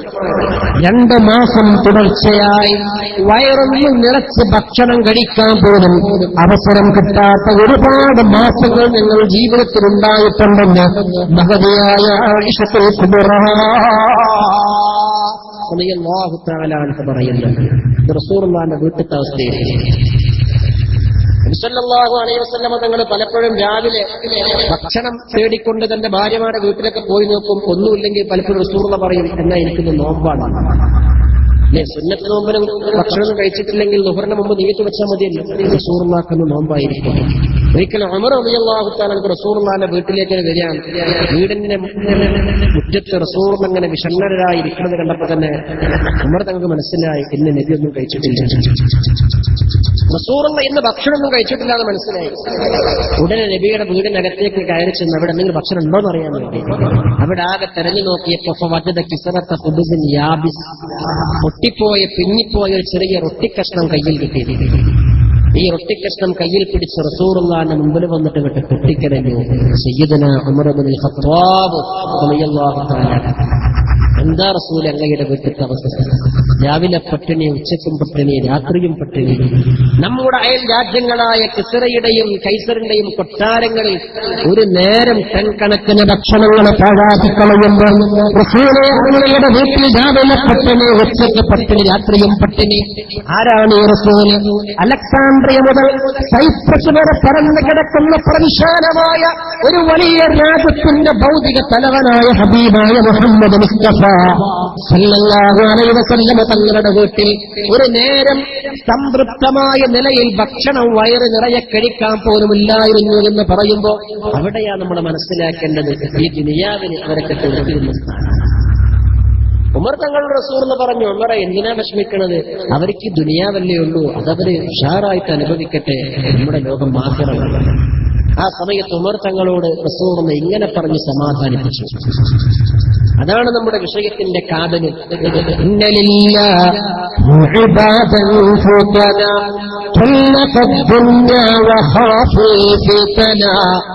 نظروا فيها فلما علموا أنها ليست لحي وطنا جعلوها لجة واتخذوا صالح الأعمال فيها سفنا. ഈ ലോകത്തിന്റെ ക്ഷണികത, ഈ ലോകത്തിന്റെ നൈമിഷികത ഇത് വേണ്ട പോലെ മനസ്സിലാക്കിയവരാണ് അല്ലാഹുവിന്റെ ഔലിയ. അവർ ത്വല്ലഖ ദുനിയ, ദുനിയാവിനെ 3 ത്വലാഖും ചൊല്ലി ഒഴിവാക്കിയവർ. അവർക്ക് ദുനിയാവുമായിട്ട് യാതൊരു ബന്ധവുമില്ല, അവർക്ക് അള്ളാഹുമായിട്ട് മാത്രമേ ബന്ധമുള്ളൂ. കാരണം ഗ്യാരണ്ടിയില്ലാത്ത ക്ഷണികമായ ഈ ദുനിയാവിന്റെ പിന്നാലെ ഓടാൻ തയ്യാറാവാതെ അതിന് ത്വലാഖ് ചൊല്ലി ഒഴിവാക്കിയവരാണ് അല്ലാഹുവിന്റെ ഔലിയ. അങ്ങനെ അള്ളാഹുവുമായിട്ടുള്ള ബന്ധം ശക്തിപ്പെടുത്തി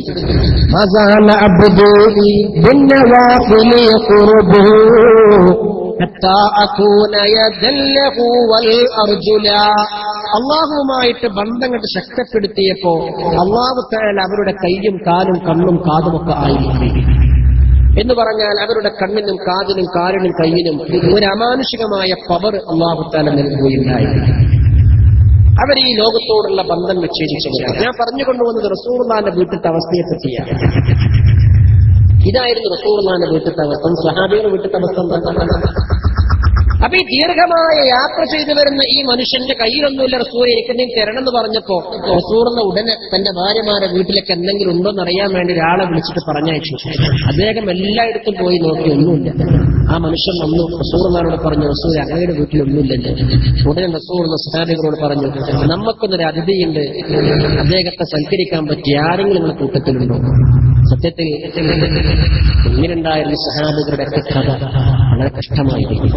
പക്ഷെ എന്നിട്ട് മനസ്സാറുകളിൽപ്പെട്ട ഒരു സഹാബി എഴുന്നേറ്റിട്ട് പറഞ്ഞു, റസൂലെ അദ്ദേഹത്തെ ഇന്ന് ഞാൻ സൽക്കരിച്ചു, അങ്ങയുടെ അതിഥിയെ ഞാൻ സൽക്കരിച്ചോളാം.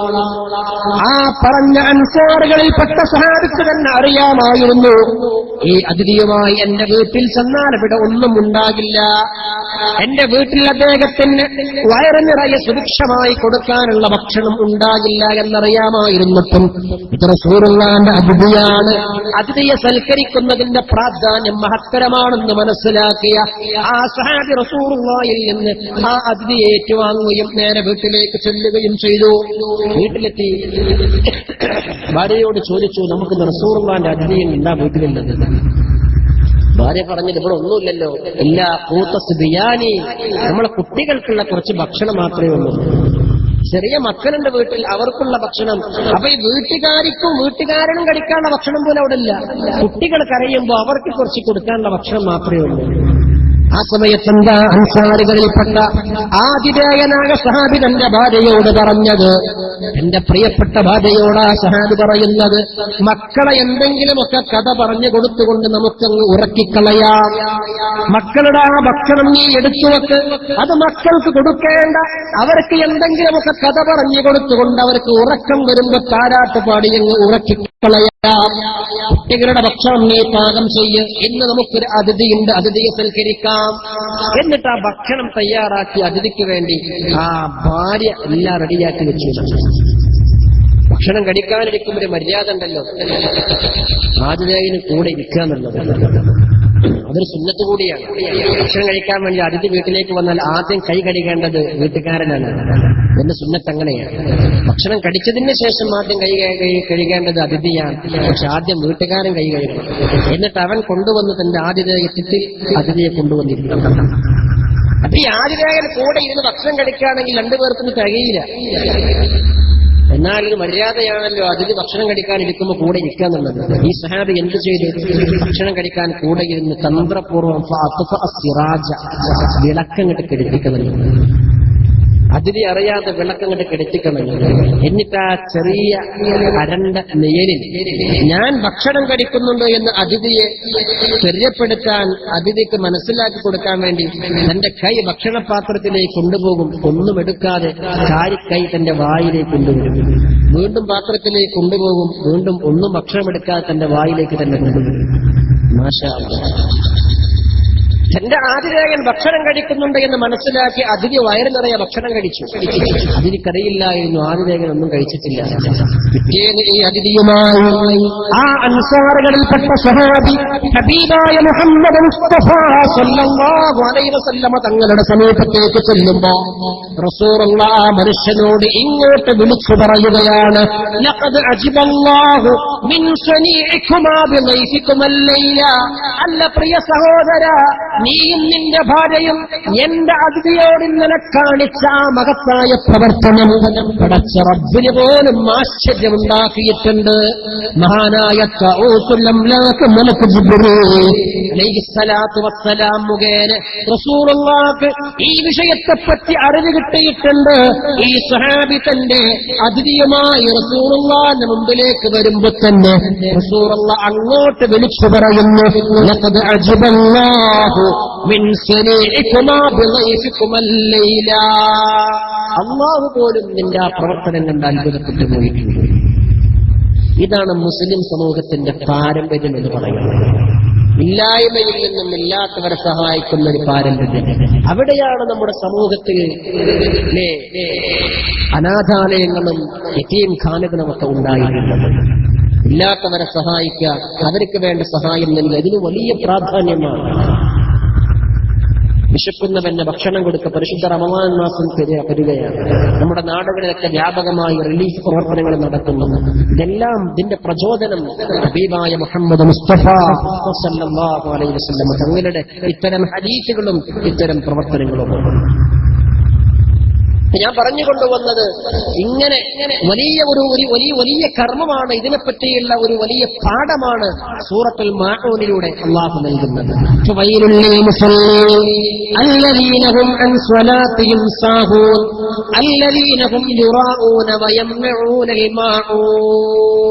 ഈ സൂറത്തിന്റെ അവസാനത്തിൽ അല്ലാഹു പറയുന്ന മറ്റൊരു വാക്ക് വയംനഊനൽ മാഊന. മാഊനെ തടയുന്ന ആളുകൾക്ക് വൈല് എന്ന നരകം ഉണ്ട് എന്നാണ്. എന്താണ് മാഊൻ എന്ന് പറയുന്നത്? തഫ്സീറിന്റെ ഗ്രന്ഥങ്ങളിലൊക്കെ കാണാം മാഊൻ എന്ന് പറയുന്നത് ചെറിയ ചെറിയ സഹായങ്ങൾക്കാണ് മാഊൻ എന്ന് പറയുന്നത്. അവിടെ അങ്ങനെ തന്നെ വിശദീകരിച്ചിട്ടുണ്ട്. അയൽവാസികൾ തമ്മിൽ ചെയ്യുന്ന സഹായങ്ങൾക്കൊക്കെ മാഊൻ എന്ന് പറയുന്നത്.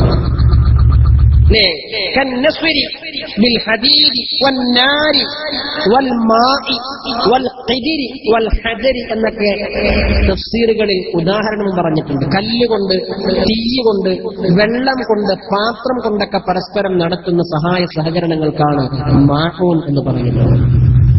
നമ്മുടെ അയൽവാസിന്റെ വീട്ടിലേക്കുള്ള പൈപ്പ് വെള്ളം കട്ടായി പോയിട്ടുണ്ട്, അല്ലെങ്കിൽ വാട്ടർ സപ്ലൈന്റെ പൈപ്പിനെന്തോ പ്രശ്നം വന്നിട്ടുണ്ട്. നമ്മുടെ വീട്ടിൽ സുരക്ഷമായി വെള്ളമുണ്ട്, വെള്ളം ചോദിക്കാൻ വരുമ്പോൾ തടയാൻ പാടില്ല.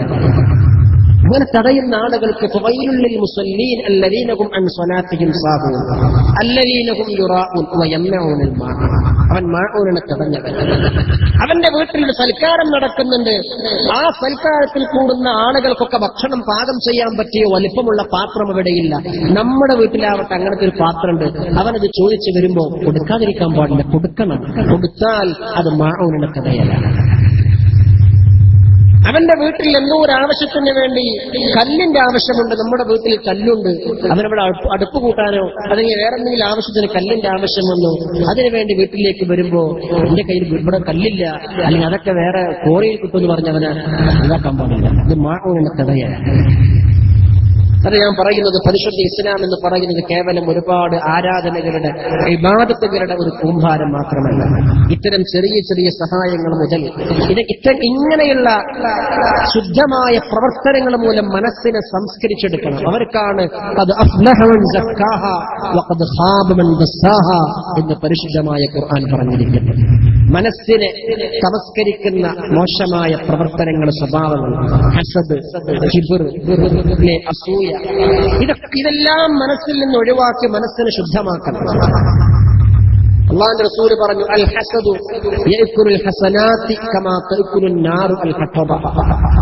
വിറകിന്റെ ശേഖരത്തിലേക്ക്, ഉണങ്ങിയ വിറക് ശേഖരത്തിലേക്ക് തീയങ്ങട്ട് വെച്ചു കൊടുത്താൽ എത്ര പെട്ടെന്നാണ് ആ വിറകിന്റെ ശേഖരത്തെ തീ നശിപ്പിച്ചു കളയുന്നത്. അതേപോലെ മനുഷ്യന്റെ സൽക്കർമ്മങ്ങളെ ഹസദ്, അസൂയ നശിപ്പിച്ചു കളയുമെന്ന് ഹബീബായ മുഹമ്മദ് മുസ്തഫ സല്ലല്ലാഹു അലൈഹി വസല്ലം. പക്ഷെ ഇതൊന്നും പലപ്പോഴും നമ്മൾ ചിന്തിക്കാറില്ല.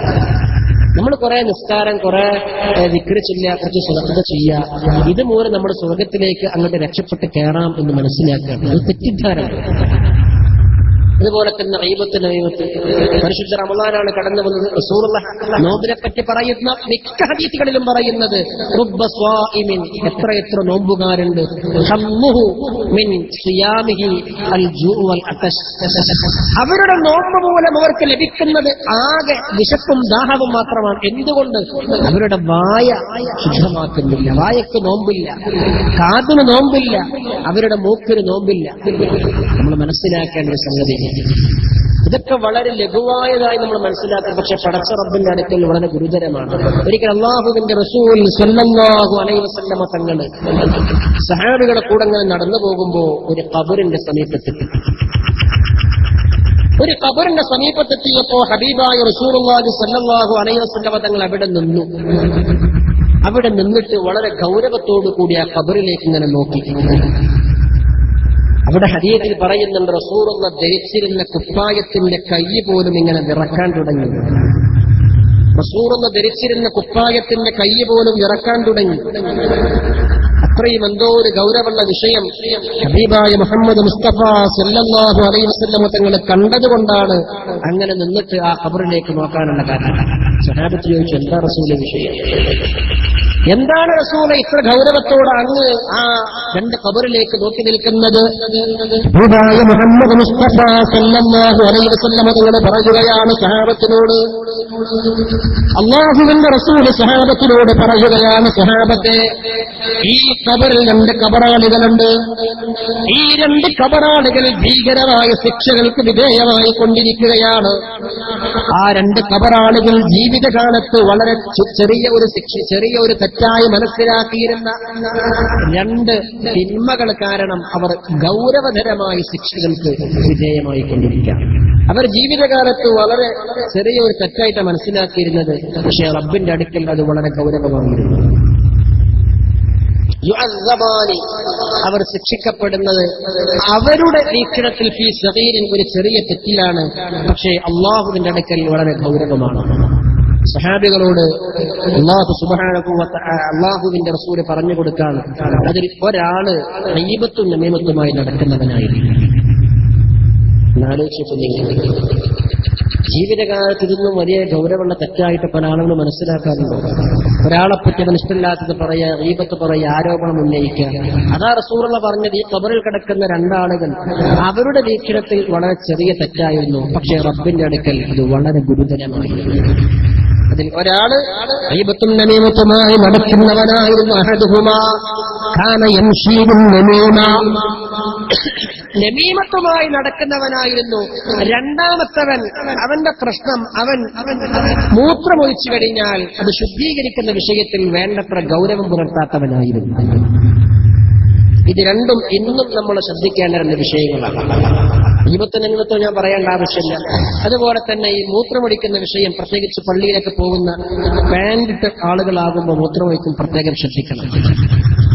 നിന്ന് മൂത്രമൊഴിക്കുന്ന ആളുകൾ വിശേഷിച്ചു മൂത്രമൊഴിക്കുന്ന സമയത്ത് അവരുടെ പാന്റിലേക്ക് നജസ് തെറിച്ചു കഴിഞ്ഞാൽ ഹൗദിന്റെ കരയിൽ പോയി അവർ വുളു ഉണ്ടാക്കുമ്പോൾ ആ വുളു ഉണ്ടാക്കുന്ന സമയത്ത് മൂത്രം പാന്റിലേക്ക് തിരിക്കുന്നു, ആ വെള്ളം കൂർന്നിറങ്ങുന്നു, അവർ നടക്കുന്നിടത്തൊക്കെ നജസാകുന്നു. ഇതൊന്നും അറിയാതെ കുറെ പാവങ്ങൾ നിസ്കരിക്കാൻ വേണ്ടി വുളു ഉണ്ടാക്കി വരുമ്പോൾ അവർ ചവിട്ടുന്നിടത്തൊക്കെ നജസാകുന്നു. എത്ര ആളുകൾ നിസ്കാരം പാത്തിലായി. അതിന്റെ റസൂലുള്ള പറഞ്ഞത് ഇത് വളരെ ചെറിയ തെറ്റായി മനസ്സിലാക്കും, പക്ഷെ റബ്ബിന്റെ അടുക്കൽ വളരെ ഗുരുതരമാണ്. ഒരാൾ ഗീബത്തും നമീമത്തുമായി നടക്കുന്നവനായിരുന്നു, മറ്റേയാള് മൂത്രമൊഴിച്ചാൽ ശുദ്ധീകരിക്കുന്ന വിഷയത്തിൽ വേണ്ട ഗൗരവം കാണിക്കാത്തവനായിരുന്നു. എന്നിട്ട് അല്ലാഹുവിന്റെ റസൂല് ഒരു ഈന്തപ്പനയുടെ തണ്ട്, പച്ച തണ്ട് പൊട്ടിച്ചു കൊണ്ടുവന്നിട്ട് ഈ തരണ്ട് ഖബറിന്റെ മുകളിൽ കുത്തിക്കൊടുത്തു. എന്നിട്ട് റസൂലുള്ള പറഞ്ഞു, ഈ ഈന്തപ്പനയുടെ പച്ചയായ തണ്ട് പച്ചയായി നിൽക്കുന്ന കാലത്തോളം ആ ഖബറിൽ കിടക്കുന്നവർക്ക് ശിക്ഷയിൽ ഇളവുണ്ടാകും. എന്തുകൊണ്ട്? ഈ പച്ചയായ തണ്ട് റബ്ബിന് തസ്ബീഹ് ചൊല്ലിക്കൊണ്ടിരിക്കുന്നുണ്ട്. ആ തസ്ബീഹിന്റെ കൂലി അങ്ങനെയാണ്. അല്ലാഹുവിന് വേണ്ടി മനുഷ്യന്മാര് മാത്രമൊന്നുമല്ല, അല്ലാഹുവിന് വേണ്ടി പക്ഷികളും പറവകളും മൃഗങ്ങളും എല്ലാം തസ്ബീഹ് ചൊല്ലിക്കൊണ്ടിരിക്കുന്നു.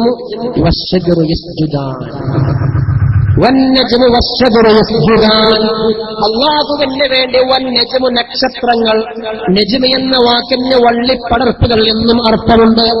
വള്ളിപ്പടർപ്പുകളും മരങ്ങളും വശജറു വലിയ വലിയ വൃക്ഷങ്ങളുമൊക്കെ യസ്ജുദാനി റബ്ബിന് വേണ്ടി സാഷ്ടാംഗം ചെയ്യുന്നുണ്ട്, റബ്ബിന് വേണ്ടി തസ്ബീഹ് ചെയ്യുന്നുണ്ട്.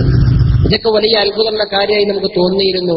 പക്ഷേ കഴിഞ്ഞ വർഷം ഡിസംബറിൽ ഓസ്ട്രേലിയയിലെ ഒരു യൂണിവേഴ്സിറ്റിയിൽ നടന്ന ഒരു പഠനത്തിൽ, ഇന്ന് എന്റെ മുമ്പിലിരിക്കുന്ന പല വിദ്യാർത്ഥികളും നെറ്റ് നോക്കുന്നവരായിരിക്കും, ടാക്കിംഗ് ഓഫ് പ്ലാന്റ്സ് എന്ന് ഗൂഗിളിൽ പോയി അടിച്ചു കഴിഞ്ഞാൽ ആ യൂണിവേഴ്സിറ്റിയിൽ നടന്ന ഒരു റിസർച്ചിന്റെ കംപ്ലീറ്റ് റിപ്പോർട്ട് കിട്ടും. ആ യൂണിവേഴ്സിറ്റിയിൽ നടന്ന, അവിടെയുള്ള ഒരു ഭൗതിക ശാസ്ത്രജ്ഞന്റെ കീഴിൽ നടന്ന ഒരു റിസർച്ചിൽ അവർ കണ്ടെത്തിയിരിക്കുന്നത് വൃക്ഷങ്ങളും അതുപോലെ തന്നെ ചെടികളൊക്കെ പരസ്പരം സംസാരിക്കുന്നുണ്ട്. കമ്മ്യൂണിക്കേഷൻ പ്രക്രിയ മനുഷ്യന്മാർക്ക് മാത്രമല്ല, വൃക്ഷങ്ങൾക്കും അതുപോലെ ഈ ചെറിയ ചെറിയ ചെടികൾക്കൊക്കെ ഉണ്ട്. ഇത് കഴിഞ്ഞ വർഷമാണ് ഇവർ കണ്ടെത്തിയതെങ്കിൽ അല്ലാഹുവിന്റെ റസൂൽ 1400 മുമ്പ് പറഞ്ഞിട്ടുണ്ട്, മനുഷ്യന്മാര് മാത്രമൊന്നുമല്ല, എല്ലാ ചെടികളും അല്ലാഹുവിന് വേണ്ടി തസ്ബീഹ് ചൊല്ലുന്നുണ്ട്, അല്ലാഹുവിന് വേണ്ടി ആരാധിച്ചുകൊണ്ടിരിക്കുന്നു. അല്ലേ? സൂറത്തുൽ ഹജ്ജിൽ വളരെ വ്യക്തമായി 18-ാമത്തെ ആയത്തിൽ അല്ലാഹു പറയുന്നുണ്ടല്ലോ, അലം തറ അന്നല്ലാഹ യസ്ജുദു ലഹു മൻ ഫിസ് സമാവാതി വമൻ ഫിൽ അർദ് വശംസു വൽ ഖമറു വൻ നുജൂമു വൽ ജിബാലു വശജറു വദ്ദവാബു വകസീറു മിനന്നാസ്. തറ റസൂലേ, അങ്ങ് കാണുന്നില്ലയോ, അന്നല്ലാഹ തീർച്ചയായും അല്ലാഹു തആല യസ്ജുദു ലഹു അവന് വേണ്ടി സാഷ്ടാംഗം ചെയ്യുന്നുണ്ട്, റബ്ബിന് വേണ്ടി തസ്ബീഹ് ചൊല്ലുന്നുണ്ട്, റബ്ബിന് വേണ്ടി കീഴ്പ്പെടുന്നുണ്ട്. മൻ ഫിസ് സമാവാതി വമൻ ഫിൽ അർളി, ആകാശഭൂമികളിലുള്ള എല്ലാം നമ്മുടെ കണ്ണിൽ ജീവനുള്ളതും ജീവനില്ലാത്തതുമായ സർവ്വതും അല്ലാഹുവിന് വേണ്ടി സാഷ്ടാംഗം ചെയ്യുന്നുണ്ട്. വൽ ഖമറു ചന്ദ്രൻ, വൻ നുജൂമു നക്ഷത്രങ്ങൾ, വൽ ജിബാലു പർവ്വതങ്ങൾ, വശജറു മരങ്ങൾ, വദ്ദവാബു മൃഗങ്ങൾ, വകസീറുൻ മിനന്നാസ് പിന്നെ മനുഷ്യന്മാരെ പറ്റി പറയുമ്പോ മനുഷ്യന്മാരും എന്ന് അല്ലാഹു പറയുന്നില്ല, വകസീറും മിനന്നാസ്, ജനങ്ങളിൽ നിന്ന് അധികവും. എന്തൊരു മനോഹരമായ പ്രയോഗമാണ് അല്ലാഹു നടത്തുന്നത്. മൃഗങ്ങളെപ്പറ്റിയോ പർവ്വതങ്ങളെപ്പറ്റിയോ വൃക്ഷങ്ങളെപ്പറ്റിയോ നക്ഷത്രങ്ങളെപ്പറ്റിയോ പറഞ്ഞപ്പോ കുറച്ചെന്ന് പറയാതെ എല്ലാം അല്ലാഹുവിന് വേണ്ടി തസ്ബീഹ്. മനുഷ്യന്മാരെ പറ്റി പറഞ്ഞപ്പോ വകസീറും മിനന്നാസ്, ജനങ്ങളിൽ നിന്ന് അധികവും. അതാണല്ലോ സത്യം. ജനങ്ങളിൽ എല്ലാവരും അല്ലാഹുവിന് ഭയപ്പെടുന്നില്ല, ജനങ്ങളിൽ എല്ലാവരും പടച്ച റബ്ബിന് സാഷ്ടാംഗം ചെയ്യുന്നില്ല. വകസീറും മിനന്നാസ്, ജനങ്ങളിൽ നിന്ന് അധികവും എന്നാണ് അല്ലാഹു പറഞ്ഞത്. എന്നാൽ മനുഷ്യന്മാരല്ലാത്ത ബാക്കി എല്ലാ ജീവജാലങ്ങളും അല്ലാഹുവിന് വേണ്ടി സദാ തസ്ബീഹ് ചെല്ലുന്നുണ്ട്. അവർ പടച്ച റബ്ബിന്റെ ഔന്നിത്യം അംഗീകരിക്കുന്നുണ്ട്. ഞാൻ പറഞ്ഞുകൊണ്ടുവന്നത് റസൂലുള്ളാഹിന്റെ ഒരു ഹദീസ് വിശദീകരിച്ചുകൊണ്ടാണ്.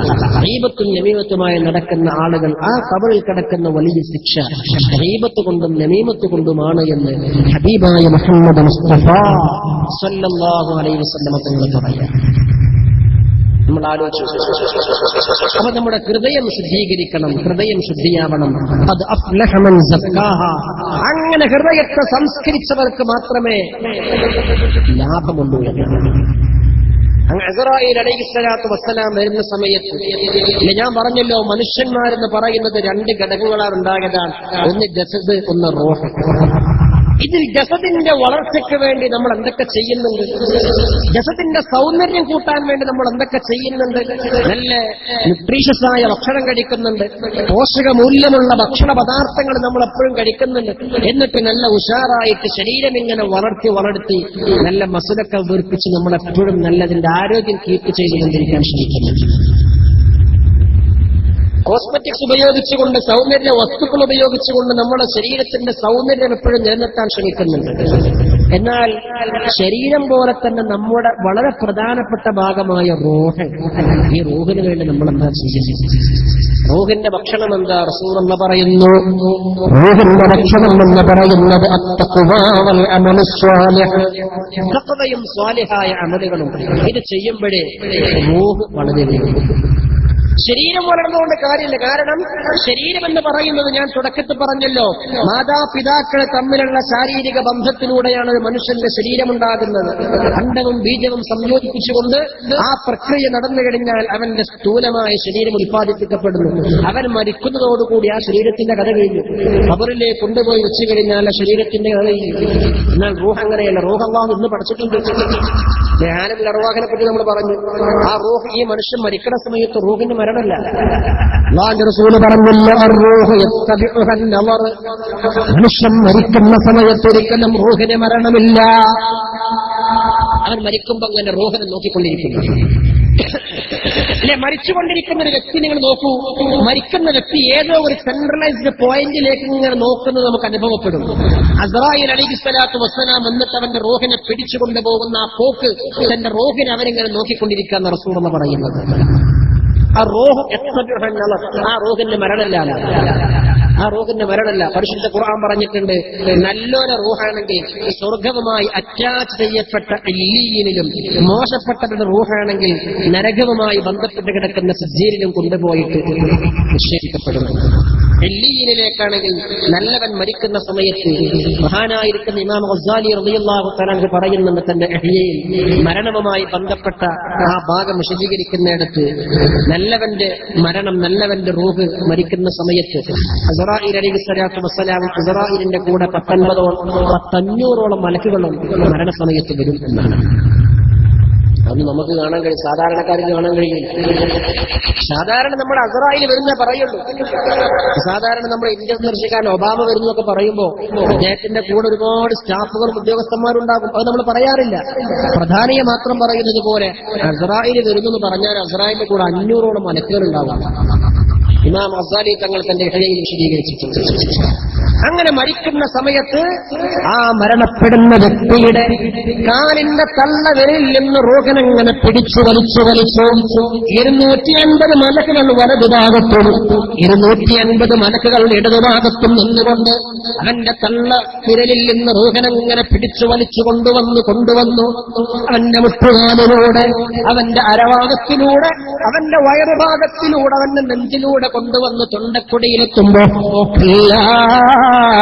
ഇദാ ബലഗത് തറാഖ് വഖീല മൻ റാഖ് വലന്ന അന്നഹു ഫിറാഖ് വൽതഫത്ത് الساق بالساق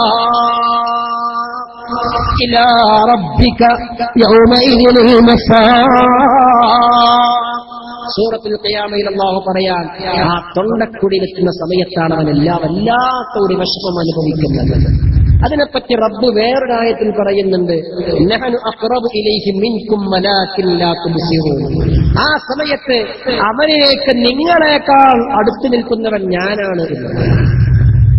മരിക്കുന്ന വാപ്പാന്റെ അടുക്കൽ മക്കളെല്ലാവരും ഉണ്ട്. പക്ഷേ ആ മരിക്കുന്ന വാപ്പ എന്തൊക്കെയോ ദൃശ്യങ്ങൾ കാണുന്നുണ്ട്, എന്തൊക്കെയോ അനുഭവങ്ങൾ അനുഭവിക്കുന്നുണ്ട്. ഇതൊന്നും അടുത്തിരിക്കുന്ന മക്കൾ കാണുന്നില്ല, അറിയുന്നില്ല. പക്ഷെ അള്ളാഹ് പറയാണ്, അതുകൊണ്ട് അടുത്തിരിക്കുന്ന നിങ്ങളെക്കാൾ ആ മയ്യത്തിലേക്ക് അടുത്തവൻ ഞാനാണ്. അവൻ കാണുന്ന ദൃശ്യങ്ങളും അവൻ അനുഭവിക്കുന്ന രംഗങ്ങളും ഒക്കെ പടച്ച റബ്ബിനറിയാം.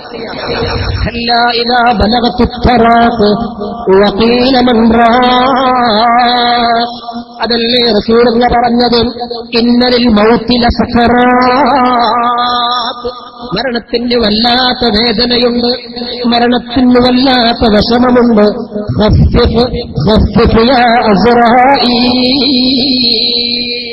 അസ്റായിലെ റൂഹിനെ മെല്ലെ പിടിക്കണേ എന്ന് അസ്റായിലിനോട് ഹബീബായ മുഹമ്മദ് മുസ്തഫ സല്ലല്ലാഹു അലൈഹി വസല്ലം ആവശ്യപ്പെട്ടു. അതാണ് മരണത്തിന്റെ സമയത്ത് അസ്റായില് വന്നിട്ട് റൂഹ് പിടിച്ച് അവസാനം തൊണ്ടക്കുടിയിൽ നിന്നിങ്ങനെ റൂഹിനെ കണ്ണിലൂടെയാണ് പുറത്തേക്ക് കൊണ്ടുപോകാൻ. അപ്പൊ മനുഷ്യന്മാരിങ്ങനെ നോക്കുമ്പോ ആ റൂഹ് കൊണ്ടുപോകുന്ന ആ പോക്കിനെ, മനുഷ്യന്റെ ദൃഷ്ടി, മനുഷ്യന്റെ നോട്ടം ആ റൂഹിനെങ്ങനെ ഫോളോ ചെയ്യുമെന്ന് ഹബീബായ മുഹമ്മദ് മുസ്തഫ സല്ലല്ലാഹു അലൈഹി വസല്ലം. ഇനി മനുഷ്യ ശരീരം കൊണ്ടുപോയി ഖബറിലേക്ക് വെച്ചാൽ ആ റൂഹനെ വീണ്ടും അവനിലേക്ക് നിക്ഷേപിക്കുന്നുണ്ട്. അവൻ ഒരുപാട് ചോദ്യങ്ങളൊക്കെ ചെയ്യുന്നുണ്ട്. പിന്നെ ആ ശരീരം അങ്ങോട്ട് ഇല്ലാതെയായി കഴിഞ്ഞാലും റൂഹിന് മരണമില്ല. റൂഹാണ് ഏറ്റവും പ്രധാനപ്പെട്ടത്. ആ റൂഹിന്റെ ഭക്ഷണം എന്ന് പറയുന്നത് അമലു സ്വാലിഹായ അമലുകളും പിന്നെ തഖ്വയും. അസ്റായിൽ അലൈഹിസ്സലാത്തു വസ്സലാം റൂഹിനെ പിടിക്കാൻ വരുന്ന സമയത്ത് ഈ റൂഹ് എന്ന് പറയപ്പെടുന്ന മനുഷ്യന്റെ രണ്ട് ഘടകങ്ങളിൽപ്പെട്ട പ്രധാനപ്പെട്ട ഘടകം, അത് അമലു സ്വാലിഹും അതുപോലെ തന്നെ തഖ്വയുമാകുന്ന ഭക്ഷണം കൊടുത്തിട്ട് നല്ല സജീവമാക്കി വെച്ച റൂഹാണെങ്കിൽ അവന്റെ മരണസമയത്ത് റൂഹിനെ പിടിക്കാൻ ഒരു എളുപ്പമുണ്ടാകും. അവന്റെ റൂഹിനെ വളരെ മാർദ്ദവത്തോടുകൂടി അസ്റായിൽ പിടിച്ചുകൊണ്ടുപോകും. അതല്ല ഒരു അമല് സ്വാലിഹ ഒരു അമലും ചെയ്തിട്ടില്ല, ഒരു തഖ്വയുമില്ല. അങ്ങനെയാകുമ്പോൾ റസൂലുള്ളാഹി പറയുന്നുണ്ട്, അവന്റെ റൂഹ് ശരീരത്തിൽ എവിടെയോ ഒളിച്ചു നിൽക്കുന്നത് പോലെയാണ്. അസ്റായിൽ ആ റൂഹിനെ പിടിച്ചു വലിക്കും. അത് വലിക്കുമ്പോൾ തന്നെ വല്ലാത്ത വേദന അനുഭവപ്പെടും. അതിനെപ്പറ്റിയാണ് അല്ലാഹു ഖുർആനിൽ പറഞ്ഞത്, വന്നാസിആതി ഗർഖാ വന്നാശിഫാതി നഷ്താ വസ്സാബിഹാതി സബ്ഹാ വന്നാസിആതി. റൂഹനെ നസഅ എന്ന വാക്കിന്റെ അർത്ഥം പിടിച്ചു വലിച്ചു. റൂഹനെ പിടിച്ചു വലിക്കുന്ന മലക്കുകൾ തന്നെയാണ് സത്യം. എങ്ങനെ പിടിച്ചു വലിക്കുന്ന ഗർഖ, അവന്റെ ശരീരത്തിലേക്ക് ആഴ്ന്ന് ഇറങ്ങിക്കൊണ്ട്. ഗർഖ എന്ന വാക്കിന്റെ അർത്ഥം അറബിയിൽ മുങ്ങിത്താന്നു എന്നാണ്. ഈ മലക്കുകൾ അവന്റെ ശരീരത്തിലേക്ക് മുങ്ങിത്താനിട്ട് അവന്റെ റൂഹിനെ തെരഞ്ഞു പിടിച്ച് അവന്റെ ശരീരത്തിൽ നിന്ന് പിടിച്ചു വലിക്കും. അങ്ങനെയുള്ള മലക്കുകളെ തന്നെയാണ് സത്യം എന്ന് പരിശുദ്ധ ഖുർആൻ. വന്നാസിആതി ഗർഖാ, അവന്റെ ശരീരത്തിലേക്ക് ആഴ്ന്നിറങ്ങിക്കൊണ്ട് ആ റൂഹിനെ പിടിച്ചു വലിക്കുന്ന മലക്കുകൾ തന്നെയാണ് സത്യം.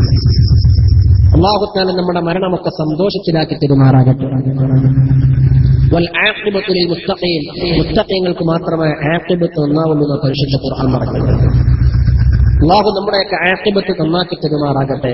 മരണസമയത്തിലെ നമ്മള് പദവയത്തിലെ പാടി നമുക്ക് കേട്ടിട്ടുണ്ട്, ശീലമുണ്ട്. ഇബ്ലീസ് കൂസിനെ കാട്ടിടും നേരം നഈനവനാട്ടുവാൻ ബദരീങ്ങളാൽ തുണ റബ്ബന. ദാഹം മൗത്ത് അത് കൂട്ടിടും. മരിക്കുന്ന സമയത്ത് കടലിലെ വെള്ളം മുഴുവനും കുടിച്ചാലും മതിവരാത്ത ദാഹം ഉണ്ടാകുന്നു. ആ സമയത്ത് ഇബ്ലീസ് വന്നിട്ട് കൂസിനെ കാട്ടിടും. ഒരു പൂജയിൽ വെള്ളവുമായി വന്നു. ഇതൊന്നും അടുത്ത് നിൽക്കുന്നവൻ അറിയുന്നില്ല, കാണുന്നില്ല. പക്ഷെ റസൂലുള്ളാഹി പറഞ്ഞതാണല്ലോ, ഇബ്ലീസ് വന്നിട്ടില്ല. ഇബ്ലീസിന്റെ പണി തന്നെ ഒരു മനുഷ്യൻ ജനിച്ചത് മുതൽ മരിക്കുന്നത് വരെ അവനെ പഠിപ്പിക്കാൻ മറക്കുകയാണല്ലോ. അതുകൊണ്ടാണ് മനുഷ്യക്കുഞ്ഞ് പിറന്ന ഉടനെ തന്നെ ബാങ്ക് ഇഖാമത്ത് കൊടുക്കുന്നത്. എന്തിനാണ്? ആ കുട്ടിക്ക് ബാങ്കിന്റെ സമയമായതുകൊണ്ടാണോ? അല്ലെങ്കിൽ ബാങ്കിന്റെ അർത്ഥം അറിയുന്നത് കൊണ്ടാണോ? അല്ല, പൈശാചികമായ അവന്റെ ആ സ്വാധീനം. ഒരു കുട്ടി ജനിക്കുമ്പോൾ തന്നെ ഇബ്ലീസ് ഓടി വരികയാണ് അവനെ തന്റെ അക്കൗണ്ടിലേക്ക് ചേർക്കാൻ വേണ്ടി. ആ ഇബ്ലീസിന്റെ ദുർസ്വാധീനത്തെ ഒഴിവാക്കാൻ വേണ്ടിയാണ് ഇബ്ലീസിന് ഏറ്റവും ദേഷ്യമുള്ള ബാങ്കും ഇഖാമത്തും നമ്മൾ കൊടുക്കുന്നത്. ആ സമയം മുതൽ ഇബ്ലീസ് ഇവനെ തിന്മകളിലേക്ക് നയിക്കാൻ. അൽ വസ്വാസിൽ ഖന്നാസ് എന്നാണ് നമ്മൾ ഖുർആനിൽ പറഞ്ഞിരിക്കുന്നത്. ഖന്നാസ് എന്നാൽ മനുഷ്യന്റെ ഹൃദയത്തിൽ പിടിച്ചു തൂങ്ങുന്നവനെന്നാണ് അർത്ഥം. എങ്ങനെയെങ്കിലും പഴപ്പിക്കാൻ നോക്കുകയാണ്. ഒരു നിലക്കും പഴപ്പിക്കാൻ കഴിയില്ലെങ്കിൽ മരിക്കണ സമയത്തെങ്കിലും അവസാനം ലാസ്റ്റ് അറ്റംപ്റ്റ്, മരിക്കണ സമയത്ത് വരെ ഇബ്ലീസ് ശ്രമിക്കുകയാണ്. ഒന്ന് കിട്ടുമോ? അതാണ് കാട്ടിടും നേരം നഴീനവനാട്ടുവാൻ ബദറുകളാൽ തുണ റബ്ബനാ ലാ ഇലാഹ.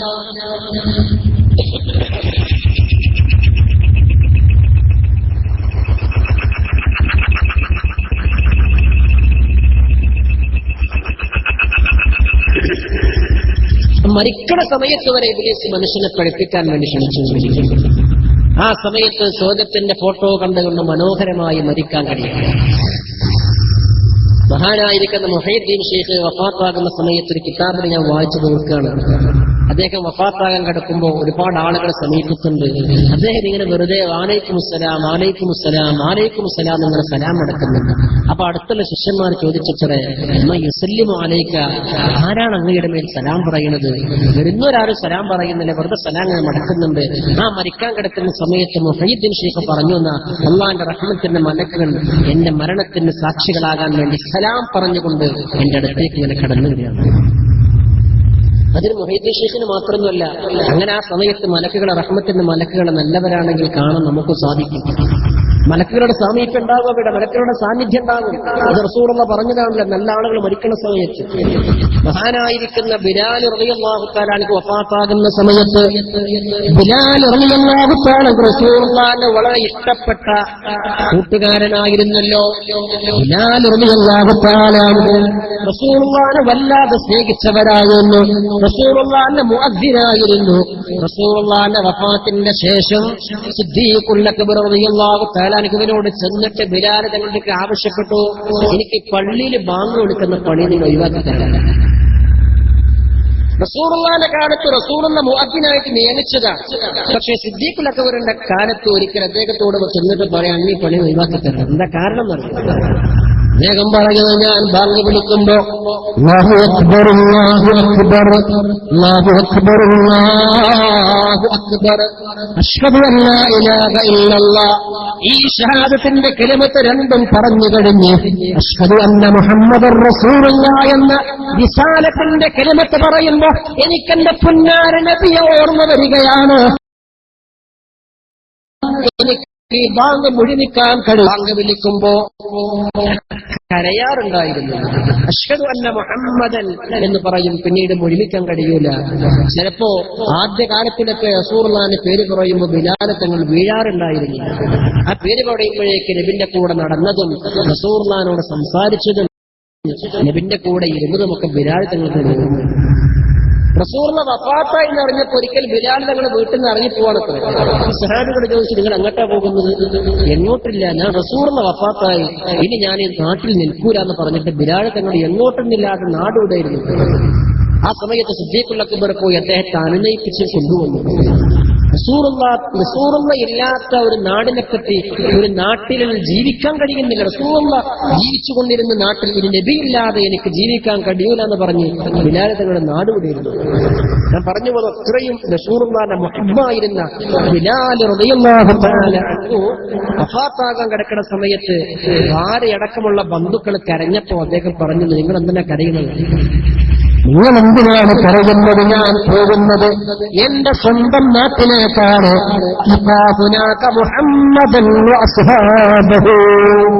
ഞാൻ എന്റെ നേതാവ് മുഹമ്മദ് നബിയെയും ആ നബിയുടെ സ്വഹാബികളായ എന്റെ കൂട്ടുകാരെയും കാണാൻ വേണ്ടി ഞാൻ എന്റെ സ്വന്തം നാട്ടിലേക്ക് പോവാണ്. അതുകൊണ്ട് ഞാൻ വളരെ സന്തോഷത്തിലാണ്.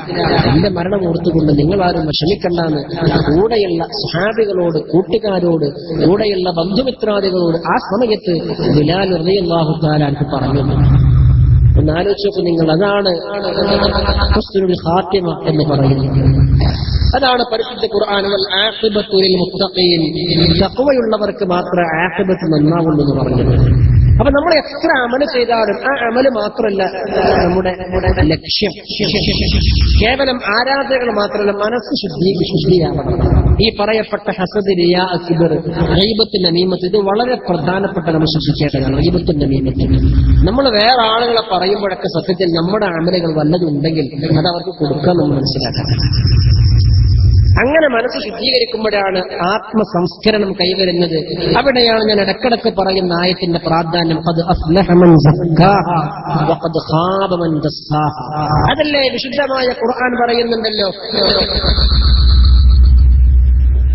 يا أيتها النفس المطمئنة ارجعي إلى ربك راضية مرضية فادخلي في عبادي وادخلي جنتي. എല്ലാ ആളുകളും മരിക്കുന്ന സമയത്ത് യാ അയ്യത്തുഹൽ നഫ്സുൽ മുത്മഇന്ന, തുമഇനീനത്തുള്ള സന്തോഷമുള്ള നഫ്സേ ഇർജിഇ ഇലാ റബ്ബിക റാദിയതൻ മർദിയ. മരിക്കുന്ന സമയത്ത് അവനോട് പറയപ്പെടാൻ ഇർജിഇ ഇലാ റബ്ബിക, റബ്ബിലേക്ക് ഇങ്ങോട്ട് മടങ്ങി വാ. ഇങ്ങോട്ട് വാ എന്നല്ല പറയുന്നത്, മടങ്ങി വാ. ഇങ്ങോട്ട് വാ എന്നാണെങ്കിൽ ജി എന്നാണ് പറയേണ്ടത്, അല്ല ഇർജിഇ. റജഅ എന്നാൽ അറബിയിൽ മടങ്ങുക എന്നർത്ഥം. അപ്പൊ ഇങ്ങോട്ട് മടങ്ങി വാ. എന്താ മടങ്ങി വരുന്നത്? ഇത് അല്ലാഹു തആല ആദ്യം അങ്ങോട്ട് പറഞ്ഞയച്ച റൂഹാണ്. തുടക്കത്തിൽ ഞാൻ പറഞ്ഞില്ല, 4 മാസമാകുന്ന സമയത്ത് അള്ളാഹു തന്റെ കുഞ്ഞിലേക്ക് ആ ഉമ്മയുടെ വയറിനകത്ത് വളർന്നുകൊണ്ടിരിക്കുന്ന ഭ്രൂണത്തിൽ നിക്ഷേപിച്ച ഒരു മലക്ക് മുഖേന അങ്ങോട്ട് ലോകത്തേക്ക് ആലമു ദുനിയായിലേക്ക് പറഞ്ഞയച്ച റൂഹാണ്. ആ റൂഹിനോട് പറയാൻ ഇർജിഇ, നീ മടങ്ങി വാ, ഇലാ റബ്ബികി, തന്റെ റബ്ബിലേക്ക്, റാളിയത്തൻ, സന്തോഷത്തോടു കൂടി, മർദിയത്തൻ, സംതൃപ്തമായിക്കൊണ്ട്. ആ കോലത്തിൽ റബ്ബിലേക്ക് മടങ്ങാൻ നമുക്ക് സാധിക്കണം. അങ്ങനെ മടങ്ങാൻ കഴിയണമെന്നുണ്ടെങ്കിൽ അത് നമ്മുടെ ഈ ഹ്രസ്വമായ വളരെ നൈമിഷികമായ ദുനിയാവിലെ ജീവിതത്തിൽ നമ്മുടെ ആത്മാവിനെ സംസ്കരിച്ചാൽ മാത്രമേ സാധിക്കുകയുള്ളൂ. ആത്മാവിനെ സംസ്കരിക്കേണ്ടത് സ്വാലിഹായ അമലുകളെ കൊണ്ടും തഖ്വ കൊണ്ടും, മോശമായ മനസ്സിനെ സംസ്കരിക്കുന്ന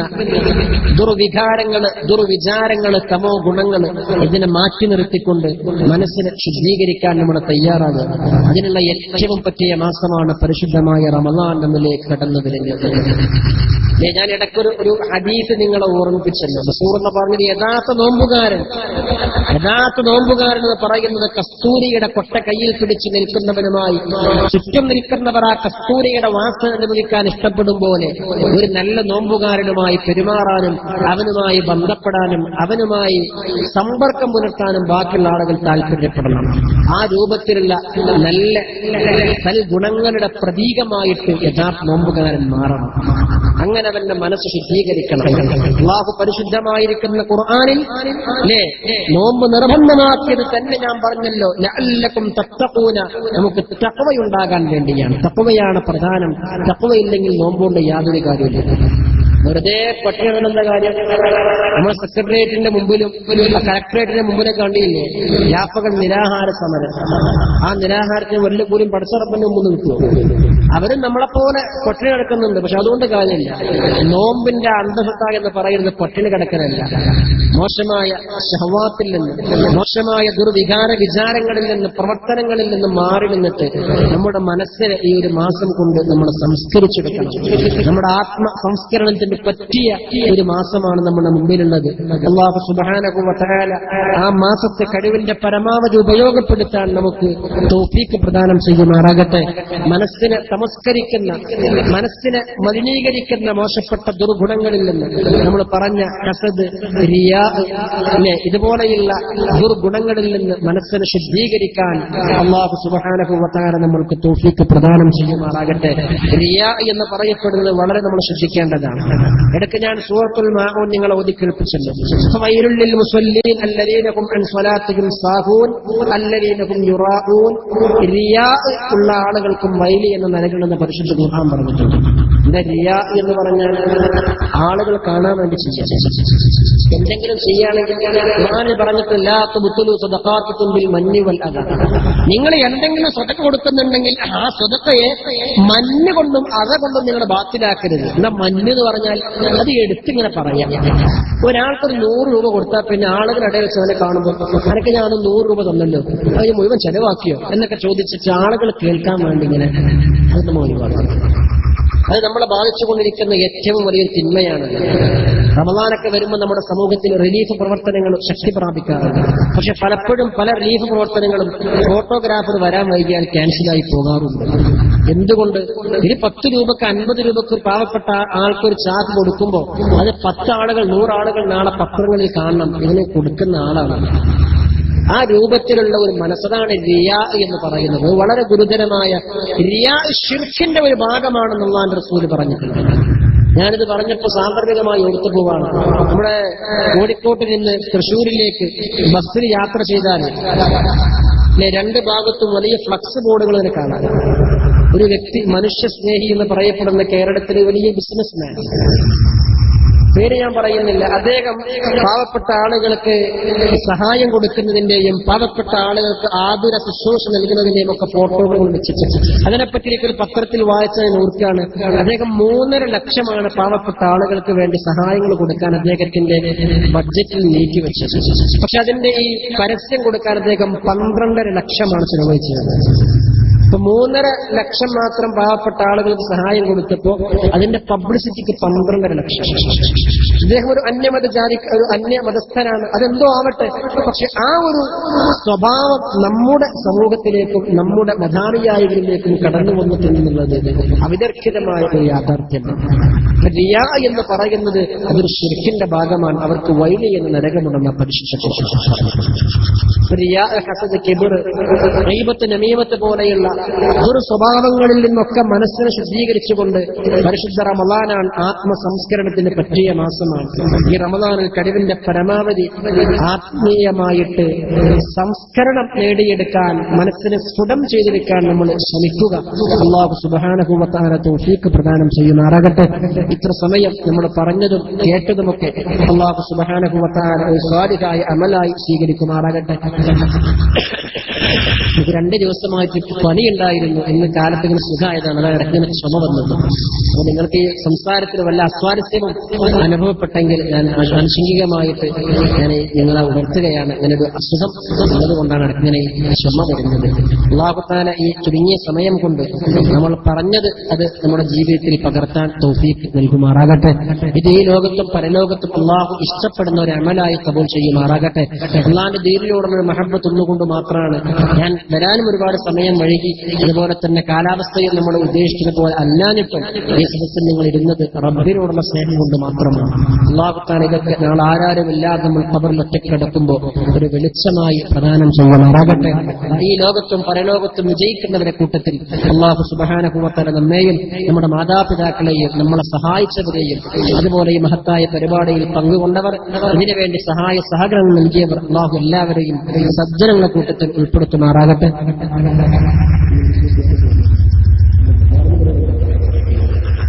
നമുക്ക് ദുആ ചെയ്തിട്ട് നമ്മൾ മൊത്തത്തിൽ നമ്മൾ മരണപ്പെട്ടു പോയവർക്ക് വേണ്ടിയും അതുപോലെ തന്നെ നമ്മളോട് ദുആ കൊണ്ട് വസിയത്ത് ചെയ്തവർക്ക് വേണ്ടി നമുക്ക് ഒരു ചെറിയ രൂപത്തിൽ ദുആ ചെയ്തിട്ട് നമുക്ക് അവസാനിപ്പിക്കാം. അല്ലാഹു തആല ഖബൂൽ ചെയ്യുമാറാകട്ടെ. ഇതിന് മുമ്പാരും പോകരുത് എന്നുകൂടി സാന്ദർഭികമായിട്ട് ഓർമ്മിപ്പിക്കാം.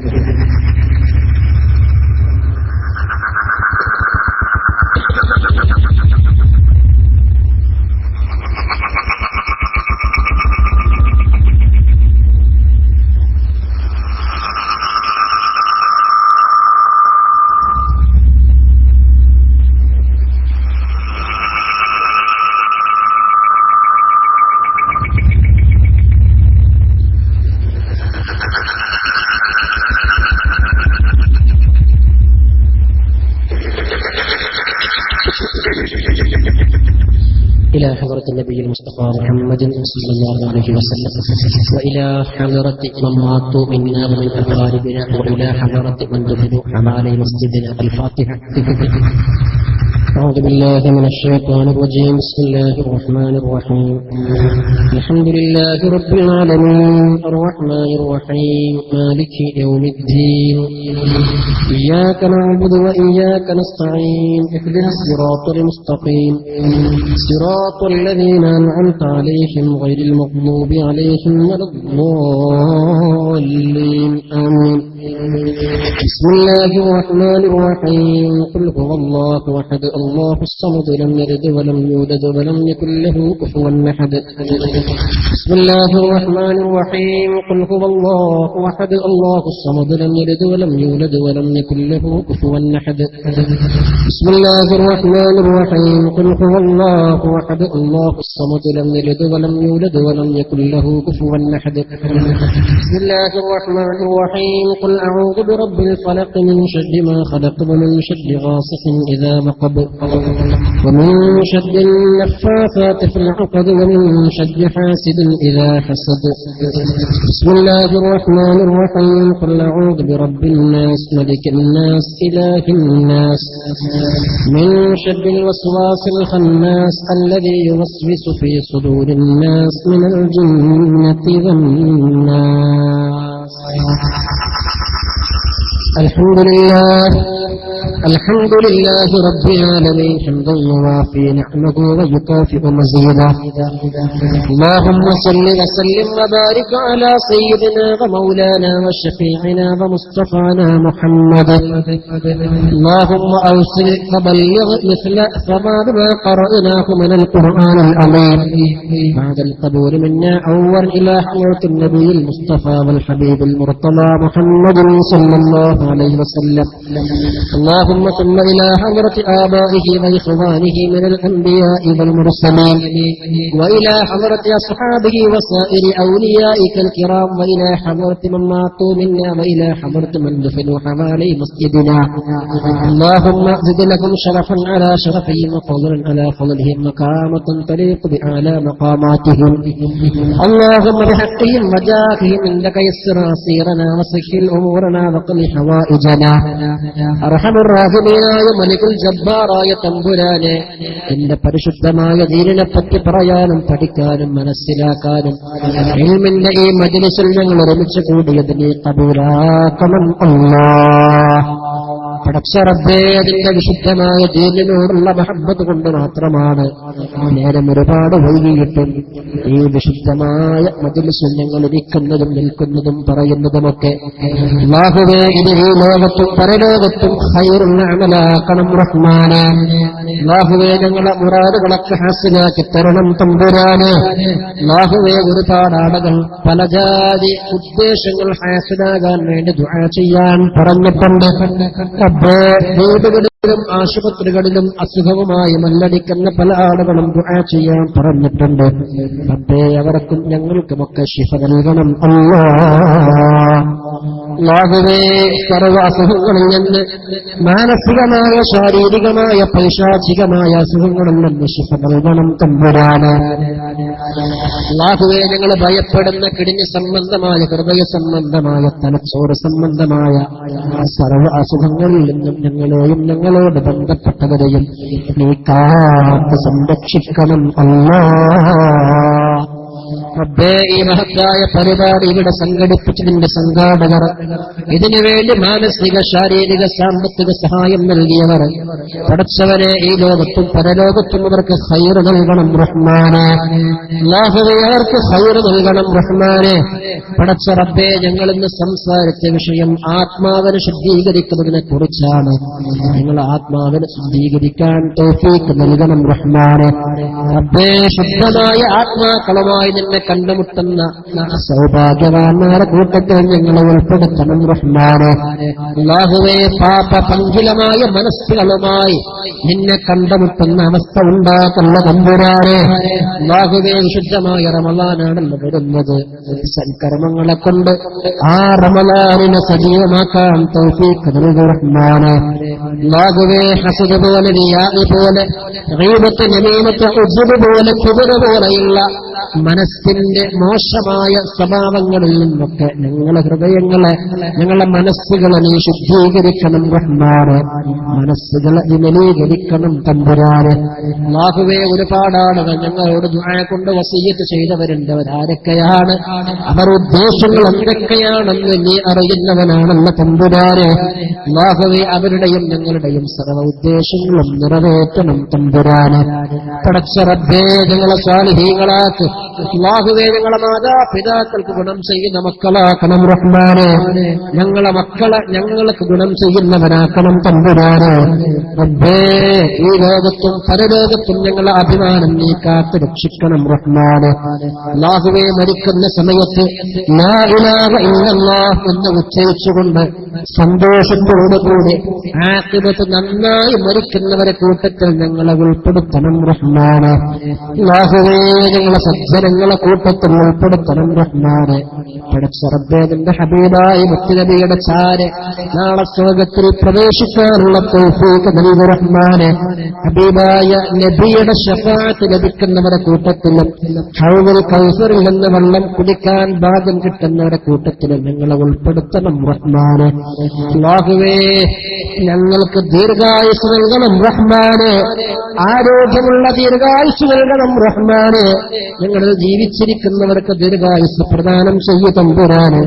മരണപ്പെട്ടു പോയവരെ ഖബറുകൾ നീ സ്വർഗീയ അനുഭൂതിയിലാക്കു റഹ്മാനെ. അവരുടെ വല്ല പ്രയാസവും പ്രശ്നവും ശിക്ഷയും അവരുടെ ഖബറുകൾ അനുഭവിക്കുന്നുണ്ടെങ്കിൽ റബ്ബേ അവർക്ക് നീ പൂർണ്ണമോചനം നൽകു റഹ്മാനെ. അല്ലാഹുവേ ഞങ്ങളുടെ മക്കൾക്ക് പരീക്ഷകളിലും പരീക്ഷണങ്ങളിലും വിജയം നൽകണം റഹ്മാനെ. ഉന്നതമായ മതഭൗതിക വിദ്യാഭ്യാസം നൽകണം തമ്പുരാനെ. നാടിനും നാട്ടുകാർക്കും ദീനിനും ഉപകാരമുള്ള മക്കളാക്കണം റഹ്മാനെ. പടച്ച റബ്ബേ ലോക മുസ്ലിമീങ്ങൾക്ക് സമാധാനം നൽകണം തമ്പുരാനെ. അല്ലാഹുവേ ലോകത്തിന് ശാന്തിയും സമാധാനവും നൽകണം റഹ്മാനെ. പരസ്പര ഐക്യത്തോടെ സ്നേഹത്തോടെ ജീവിക്കാൻ തൗഫീഖ് നൽകു റഹ്മാനെ. ഞങ്ങളുടെ വീടുകളിലും മഹല്ലത്തുകളിലും നാടുകളിലും പരസ്പര ഐക്യവും സ്നേഹവും നന്മയ്ക്ക് വേണ്ടി ഒരുമയോടെ പ്രവർത്തിക്കാനുള്ള മനസ്സും നൽകണം തമ്പുരാനെ.